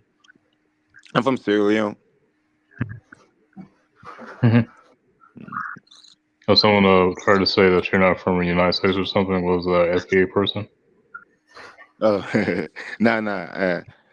Brother, he's been leaving like very great comments the whole night. I don't think he's a FBA at all. Oh. Yeah, because You know. FBA act different. They actually just be regurgitating Tariq Nasheed the whole time. Oh yeah, of course. You know, for me, I used to be on that FA crap. I used to be a Tory listener, and then soon after I kind of like saw how he really is, and that's how I got out of it. Yeah, Glad that's I got. crazy. We all went because of them Hidden Colors. I used to watch Hidden Colors too. Me too, man. I used to watch him. I used to watch him all the time, every weekend. See what he was going to talk about. But soon And that's after that, I think after I want to say, I think the whole thing started all the way back to 2018, I believe, when Black Panther came out. oh, my fault, sister. My fault. That part. Can you see the comments, brother? Yeah, Brother Lewis? I the comments. Hold on. Yeah. It was a Yeah, I can see she, the. not a he. Hmm. Oh, we should have had her in the panel. That would have been great. to get her perspective. Right. But she was dropping game the whole time in the comment section. I'm not even gonna lie. Oh yeah. Dropping game. Yeah. I used to listen to him. I used to watch Hidden Colors and everything. But as soon as he went from that shift from being a quote unquote Pan Africanist about global black folks globally, he went from that to now being we must delineate from these tethers. We're FBA. We came from the soil of America. You know, we're not African. We're genetically African, but we're culturally not African and all that. Well, and this is what you tend to find. You have individuals who are looking to make a buck. Their identity changes over time whenever it's convenient. Yeah. That's just the reality. At first we were Moors, then we became Pretendians. Now we're foundational black. Like, nobody got time for that dumb shit, man. Exactly. And so the thing is, what you find is individuals who are not politically mature, they fall for the okie doke. They fall for the proverbial banana in their tailpipe. Right. I did a show years ago. I was here a couple years ago. I did a show with a brother who was of the FBA coterie, and 95% of what this man said, and it's still on my channel, was false. And he didn't even care that he was on the platform providing and sharing, disseminating misinformation. I saw that video. I know what you're talking about. He's light skinned, right? Like kind of like Steph Curry. Yeah. Yeah, that dude. Yeah. So that's one of the reasons why I stated, hey, on my platform, we got to deal with facts. We have people coming on here, and literally seeking actual information to help better their lives, so on and so forth. We want to make sure that we're helping people, because if you get the wrong information, and that means you're going down the wrong road, and if you're on the wrong road, there's no way you're gonna get to your desired destination. Yeah, he was like greatly informed, greatly misinformed to the stuff he was presenting to you on your platform. Because when I was just sitting there listening to all the stuff, to everything he was saying, it was just a bunch of nonsense, and it was just the same stuff that every single one of them just absolutely. And there was a time where he started talking about, well, I think we should use the term B1 because it's more efficient than saying Pan-Africanism. But I said, you just said that you didn't believe in Pan-Africanism. Right, and I'm like, but you want to just call it something different. And he couldn't define it. He couldn't define Pan-Africanism. Most people not even defined it. I was gonna, that's when I be getting frustrated. Like on the, everybody watches the TV show Martin, right? Mm-hmm. And he's like, man, you don't sit your dumb ass down. Mm-hmm. Like, seriously, man, I don't have time for this shit. We're trying to help people. Right. He can't help people like that. So, that's the reality. Now, but you know what's sad about that? Like, it's actually sad because some of those brothers, they actually do want to learn, but it's so much disinformation that's being spread, and most of our people, like, they're not really gonna do like the hard research, and they're not really gonna read. So all they doing is like watching clips of like little interviews of Tariq or TikTok. It's a whole bunch of liquor store scholarship, like I always say. So it's like, and this goes back to what I was saying earlier. We have to study ideologies, because everything that's going on right now, it happened back in the days. It's crazy. Like Brother Lumumba just repeated, the Moors, everything. Like we went, and even before the Moors, we even went through we went through the whole situation multiple times. So like you had African people that wanted to go back to Africa. You had some that went to Africa and contacted their slave masters because they wanted to come back. Some went to Haiti, wanted to come back. Some went to Canada, wanted to come back. It was like we've always dealt with like this situation because like we need to educate our people. Most of our people are not really and then it's like it's multiple, it's different like nuances also, because like it's also the situation. Some people don't want to be a part of the losing team, as sad as that sound, because they feel like right now we're losing, so they rather just sell out and be a part of and assimilate to basically like the white power structure, because most of what FBA is saying is just basically militant integration. That's basically what they're saying. They're trying to integrate with the white man. Yeah, that's all what they are. They're just not only that, but they're just all about American conceptualism. And very, very, very quickly, family, I just saw this on the ticker. The United States has just deployed the Marines to Haiti. Oh boy! So it's 1915 all over again. I know Brandon is happy. Oh yeah, you know him. He gonna be all over. He gonna make a live about it right now and say that yes, U.S. the U.S. Marines are in Haiti right now. Yeah, I can just imagine him saying something like that. But, So and this barbecue character, right? Say if he's never stopped. How far do you think he would go? Do you think he would just, try to take Haiti, or do you think he would grow on power and then move in towards Dominican Republic and the surrounding islands? oh boy, I don't know. I guess because I think with him, because I think he was a former police officer, right? Yes. So he kind Yes. of knows the stuff that he's doing.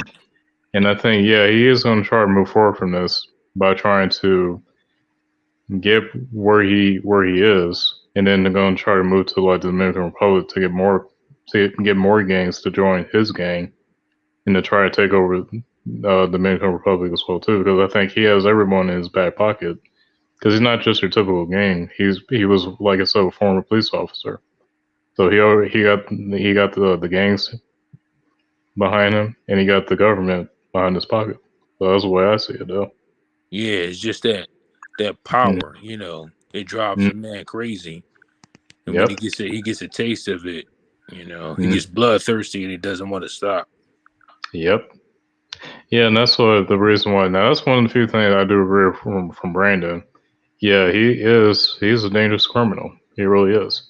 But he's not just your typical criminal. He's your government backed criminal in a Yeah. sort of way. And Well, being I mean, paid. so wait. Well, I'm sorry, brother. I'm gonna push back there. He's a Mhm. criminal. You said that's backed by the government. That is that. That's what Uh, criminals are. That's Yeah. the norm. Hmm. You know It's what like my Brandon's thing trying to get is? views too, though. He wants to be the next kind of Candace like Owens. how the mafia, how they came into power in the United States. If you really think about But brother, it, to answer your question too, brother Sandman's question. So like, no, barbecue is not going to be able to defeat the USA at all. It's going to be easy, and I also think that they're also funding them also. So what they're going to do is they're going to go so-called get rid of him or put him with it, whatever they're going to put him, and then they're just going to place another puppet to basically continue to do this. So what they could like I repeat, like I was saying earlier, they have a whole like they have these steps that they follow every single time when they go into like different African nations, like globally. They destabilize and they insert a new leader, and then they continue to steal the wealth, and then repeat. Once the people revolt, they repeat. So Yeah, I'm a veteran. I've been on a few different deployments. I'm I'm aware that he's no chance against the U.S. military. You know, yeah, I've seen what we can do. I mean, I've seen what the USA Yeah, I'm a military veteran probably could myself, do. so Yeah, like he really the only chance that he really has is if Haiti happens to have like a deep forest area he can hide. You right. know, Guerrilla warfare. Yeah, guerrilla warfare, but then they'll find him eventually. You know, because the military, even the Marines, they got night vision goggles. They can see at night. They can move at night. oh The yeah, yeah. amphibious. But the Marines don't know the terrain the way the brothers and sisters in Haiti do. I mean, very Right. well, that's how America lost Vietnam. right. Well, Mhm. yeah, well, that's why the United States was using Agent Orange so they can kill all of The the yeah, trees and the right. fauna, so they couldn't hide in it anymore. And And it then that still caused didn't a work. lot of U.S. soldiers to get cancer and stuff like that. Right. And that was imperialism, right? They fought the French, liberated themselves from the French, said we want to Mhm. have our own kind of government, and the United States said no, you can't do that. And they said, well, shit, yes, we can. They said, no, you can't. He said, then make us. Right. yeah, we have to be careful because barbecue is not with the people. Right. So You know, yeah, so I don't really care what happened to barbecue because he's not really with the people. He's actually terrorizing the people. yeah, it certainly is because I've heard that a lot of people were killed under him and those killed by him and those gangs and everything, and that's yeah, I don't see somebody like him as being for our people. So yeah, I think he probably is going to be either put back in jail or probably be. I mean, they're probably either going to put him in jail or he's going to be killed. But you know what? He's going to be killed. But guess what? You're going to have someone who's going to be put in his position after he's killed. So, you know, just because he's dead doesn't mean that the his followers are not going to continue doing what they're doing from what he was doing and stuff. Yeah, and to Well, his address that, followers probably aren't half as intelligent as he is. So if you cut off the head of the snake, then normally the rest of the body just limps around and falls apart. Right. If he was smart, he would Wayne a lieutenant under him to take over the reins if and whenever he's taken out. But I doubt he even has that. Mm-hmm. And to address the comment, the sister saying that those are like the Western lies on barbecue. Like, sister, this is not not a Burkina Faso situation. Like, people in Haiti are literally saying this. Like, and that's why I think somebody commented earlier that you should bring like I think it was like a Haitian fella, or like I think it was a man. Somebody commented, Brother Lumumba, that said you should bring him on the panel. Yeah. Yeah, because that'd be great. Because like they're actually said he's actually terrorizing the people, and the people are leaving the capital, and they like basically fleeing. They fleeing the capital because they want to control that capital, because they want to control all the ports, which they are currently doing. That's how they're getting the guns, the ammunition, all of that stuff. So it's like barbecue is not this revolutionary or this like freedom fighter. Nah. No, he isn't. That's the way how the guy looks and everything. Like I don't see how someone like him can carry a revolution. I just don't see it. I mean, if people want to see him as a revolutionary, so be it. More power to you. But for me, no, I don't see someone like that's just like trying to like make Raymond Washington or what's the other dude, the other brother's name that created the Crips or something like that. Trying to make them a revolution. I think Tookie Williams. Yeah, like, what about Tookie Williams into a revolutionary and stuff. Yeah, that I know when they started out as being the protectors of the black community. I understand that. But after that, I actually, that's not the case. I have Stanley Tookie Williams' book here, A Blue Rage, Black Redemption. And if I'm gonna try to find it, and I'm gonna read the part where he said that our organization was a criminal organization. It had nothing to do with protecting the black community. We were simply trying to protect ourselves from other criminals. He says that in his book. Okay. I got it. Give me a second. I'm gonna try to find it. Okay. Sorry if I'm misinformed about that. I thought that's just how they were formed. I mean, but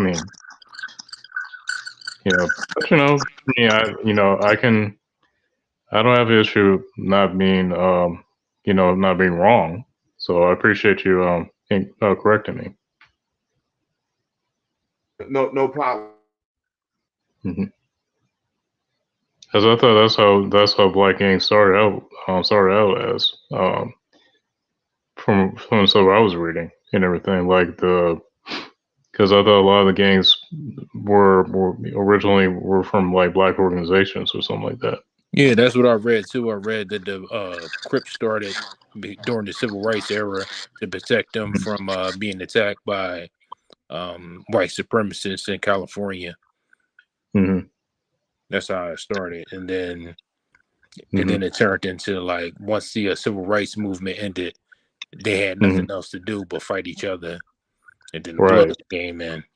But if there's an autobiography or something that's more detailed in it, then maybe there's more information that makes the odds, and other than just the generic information that might have been public, because I get most of my information from like Wikipedia and stuff like that, or general articles. I can't find the book. I don't know why I can't find it. No, you're right though. You're right, because like I listened to a whole bunch of like West Side OGs, and they said the same thing you said. It was not really revolutionary at all. No, he said that. He said we were 16 years old. He said that was the furthest thing from our untrained, uneducated minds. He said in his memoir, his own autobiography.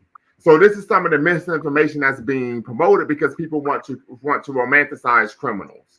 And there's a video of it on YouTube too. All you gotta do is type in Tookie Williams, like last day, something like that. It's Redemption, I think that's what it's called. He kind of speaks on that. society that idolizes and romanticizes criminals anyway. So I mean, white folks have got their criminals. They love to romanticize all the damn time.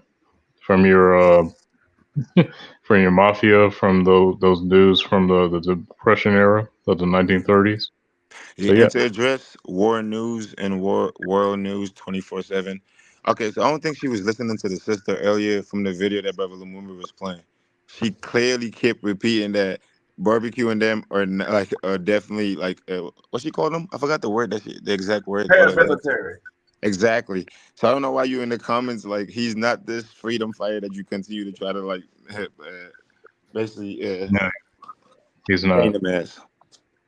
I know she wants to make him like that, but you gotta do more research on barbecue and those gangs up in there because you're getting too much misinformation from everybody else. They constantly keep saying that, and you gotta stop believing that. Because otherwise, you're gonna start continue believing that. Then you're gonna start bringing that misinformation to somebody else. That's why misinformation is so dangerous. Because people can't critically think anymore. Unfortunately, it's Yeah, very it's dangerous. very destructive. Yeah. And yeah, going back to what I was saying about Tookie Williams and Raymond Washington, both of those guys were from the South. They weren't born and bred in California, from what I was reading. Yeah, that's true. That's true. Yeah, and it's funny because FBA's love to talk about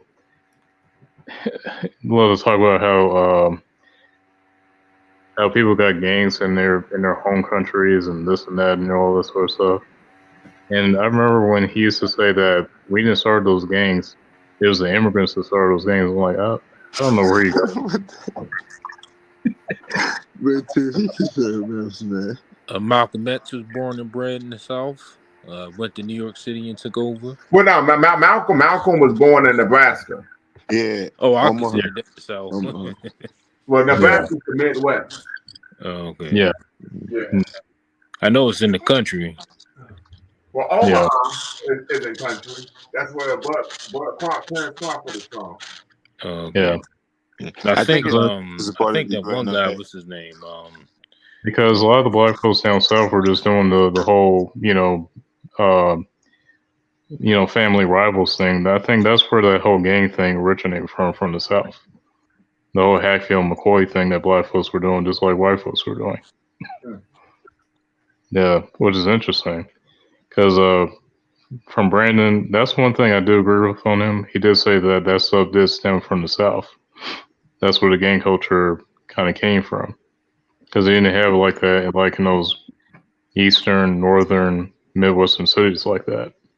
Not saying you didn't have that, but you didn't have like that kind of rival, gang stuff and everything that Raymond Washington and Tookie Williams kind of brought in the West to the West and everything. Yeah, it's like 50 different gangs in LA alone.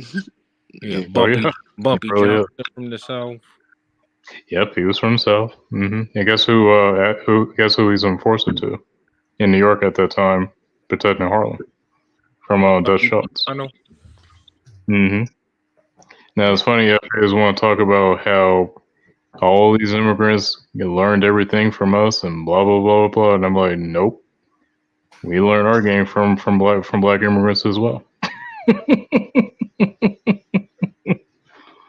I mean, sure, we learned our game from anybody who was black, no matter where they came from.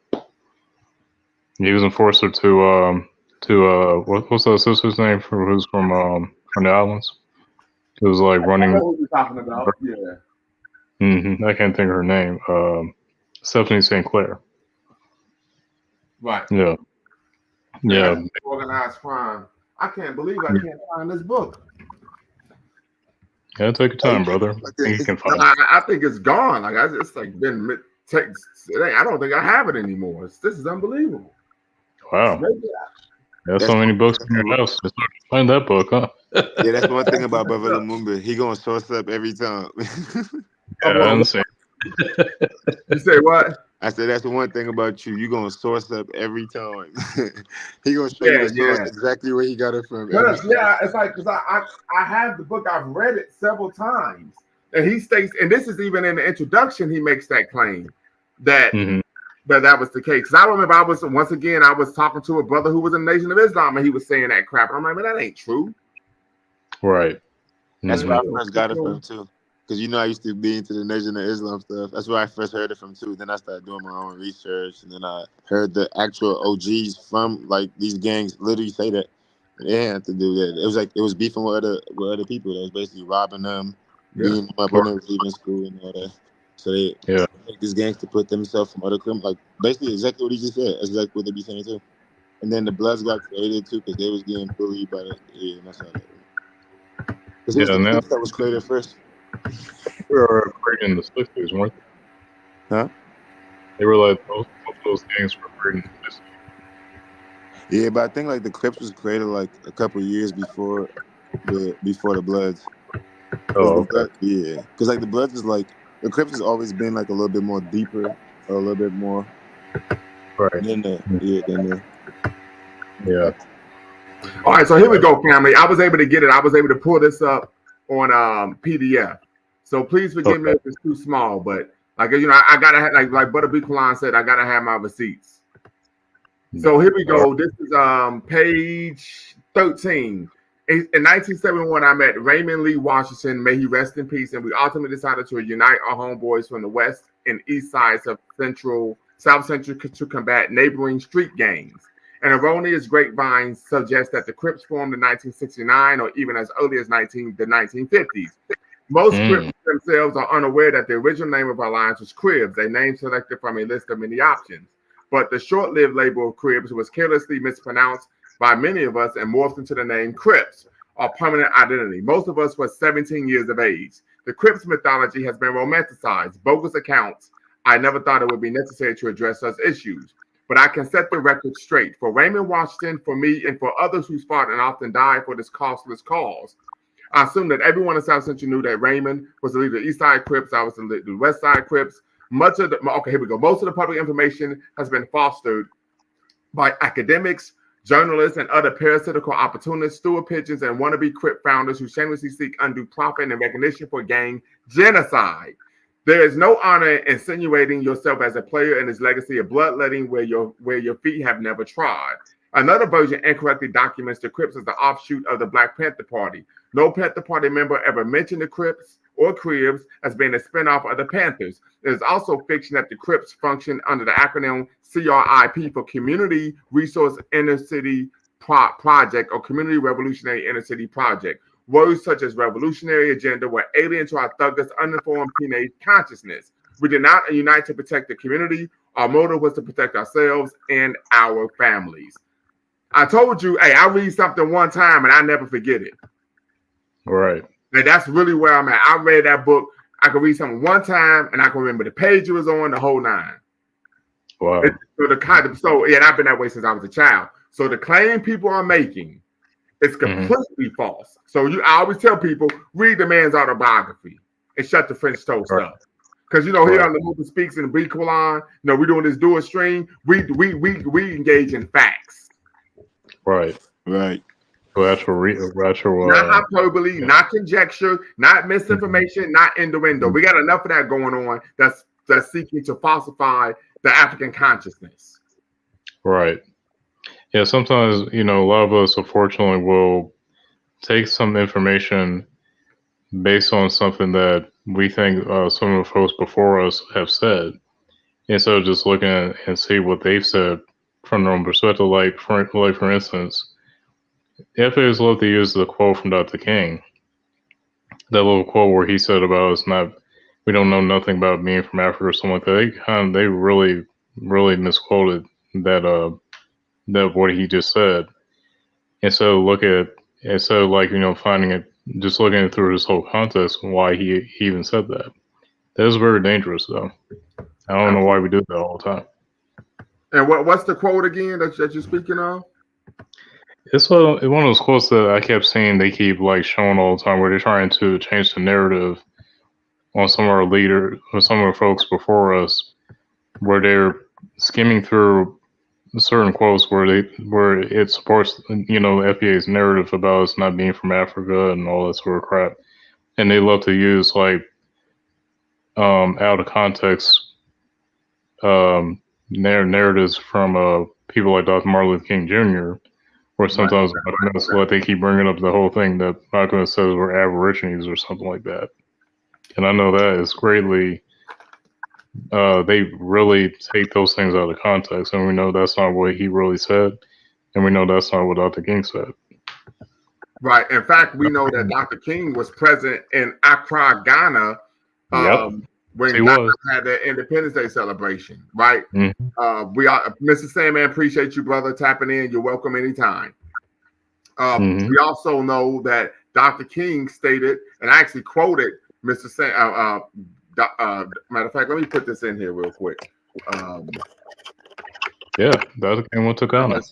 And because he spoke glowingly of Marcus Garvey, right? So let me very quickly put this in here. All right, that's one thing you can't fault about Dr. King. You can say whatever the hell you want to say about him, but that's one thing you cannot disagree with right there. What he said. All of us are from Africa, and he spoke highly about Marcus Garvey. Right. So I'm trying to pull this up because I quoted Dr. King in my master's thesis. So give me 1 second. Oh, that's chapter 1. Let me go to chapter 2. Give me a second, family, and I'll pull it up. Lord have mercy. Where we at here? Man, made me skip all the way through. Okay.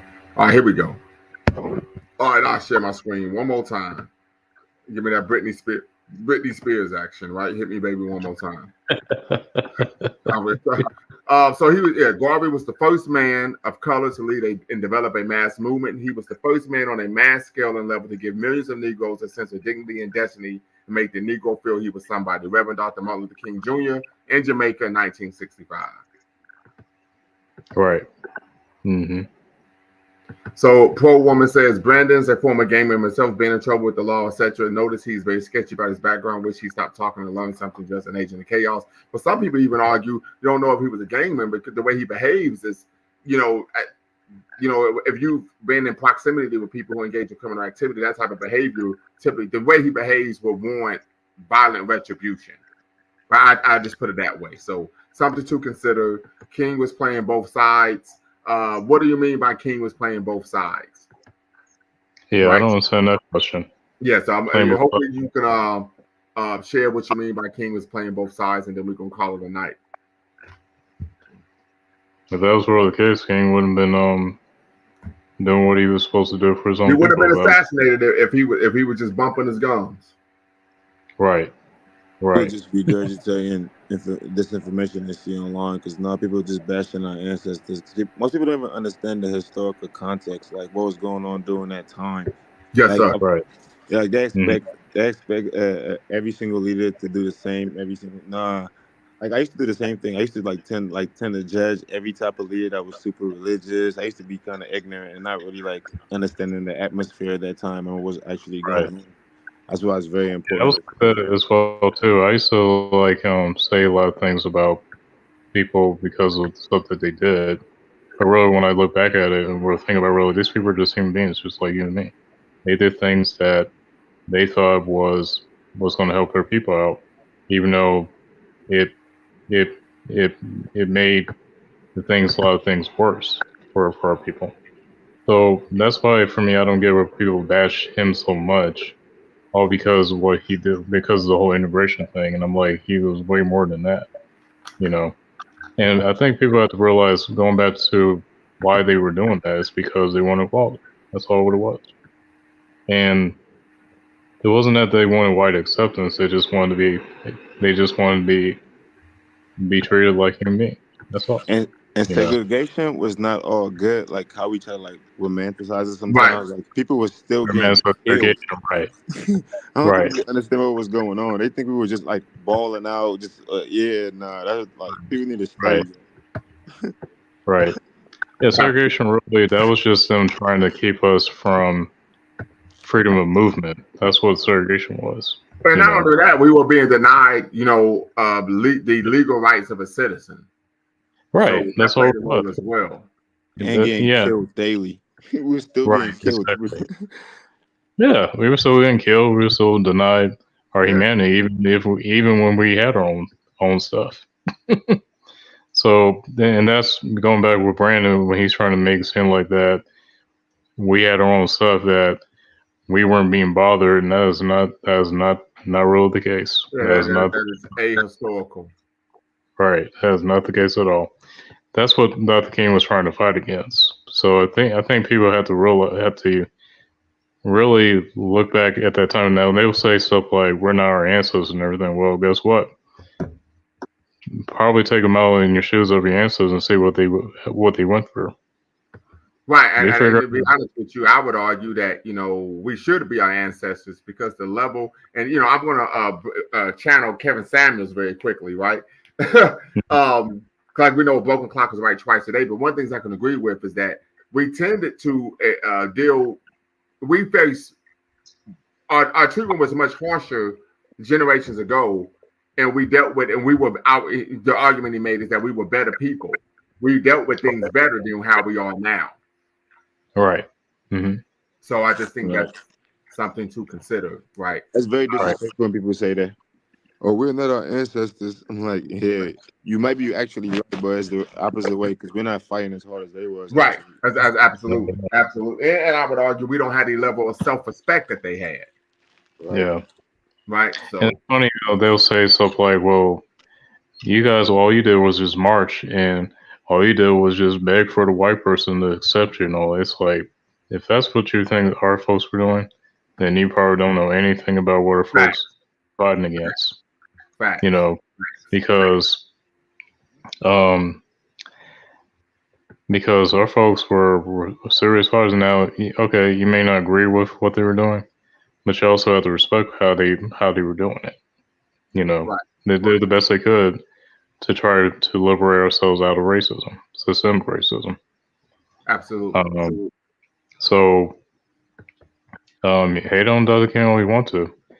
I mean, I understand that his image and everything has been watered down for decades, and I understand that they make him like the face of the civil rights movement, and we know that the civil rights movement was already a thing way before him, way before him, and everybody else. Facts. So a lot of people don't know that there were people that were doing the very same thing he was doing before, integrating and all this sort of stuff and everything, and all that. And there's been criticisms based off of how he used the passive resistance, and everything else because of course we know he got that from Gandhi and all that, and of course we know about Gandhi and everything, but even I did my research on Gandhi. Gandhi was just that way based off of because he didn't want to help out the South Africans because he already has his own issues being from India and stuff like that. So that's the reason why he was racist that way. Well, I mean, he was racist because he was an anti-black racist. I was about to say that he said that he made a lot of racist comments. Yeah, He he was did. just racist because he was an anti-black racist. Yeah, And plus, he was. and plus to add to earlier too, though, people don't understand. Our people was fighting all throughout the Americas and the Caribbeans. People was really That's fighting. Like, like I don't think we understand how much like rebellions we had. People just right. act like African people like in America or the Americas was just like chilling and just get like no, we was fighting. Like that's why I All hate the of us whole fight. narrative. Like the whole narrative about Abraham Lincoln like freeing us and like all this little narrative Europeans and the slave trade, all of the people really gotta do more research because all Right. these narratives just benefit them, and that's the whole point of It it. They're does. trying to control the narrative. Yeah. And the reason why they did that is because you had a lot of those rebellions going on all across the Americas, and a lot of Europeans were not making money like that, so they decided to ban it in order for the rebellions to stop. Yep, So, definitely a mhm. factor. And industrialization, like so, Britain did Yeah. not want all these other nations to basically like go because like they basically made their money and they try to industrialize, and then also they didn't want the slaves. Like it was many different factors. We was fighting. It was like the Yep. reason why you said it was never just because they wanted to just they came to this All of a sudden, they became more moral and they just wanted to Like, free people. No, right. never about that. Well, hey, well, listen, family, we're gonna call it a night, but we're Oh, gonna be it's back 11. at it tomorrow because we're doing a show on the NAACP calling for Black athletes to not attend Florida colleges. So we'll be back at it tomorrow. Until next time, y'all know what to do. Peace. Peace, man.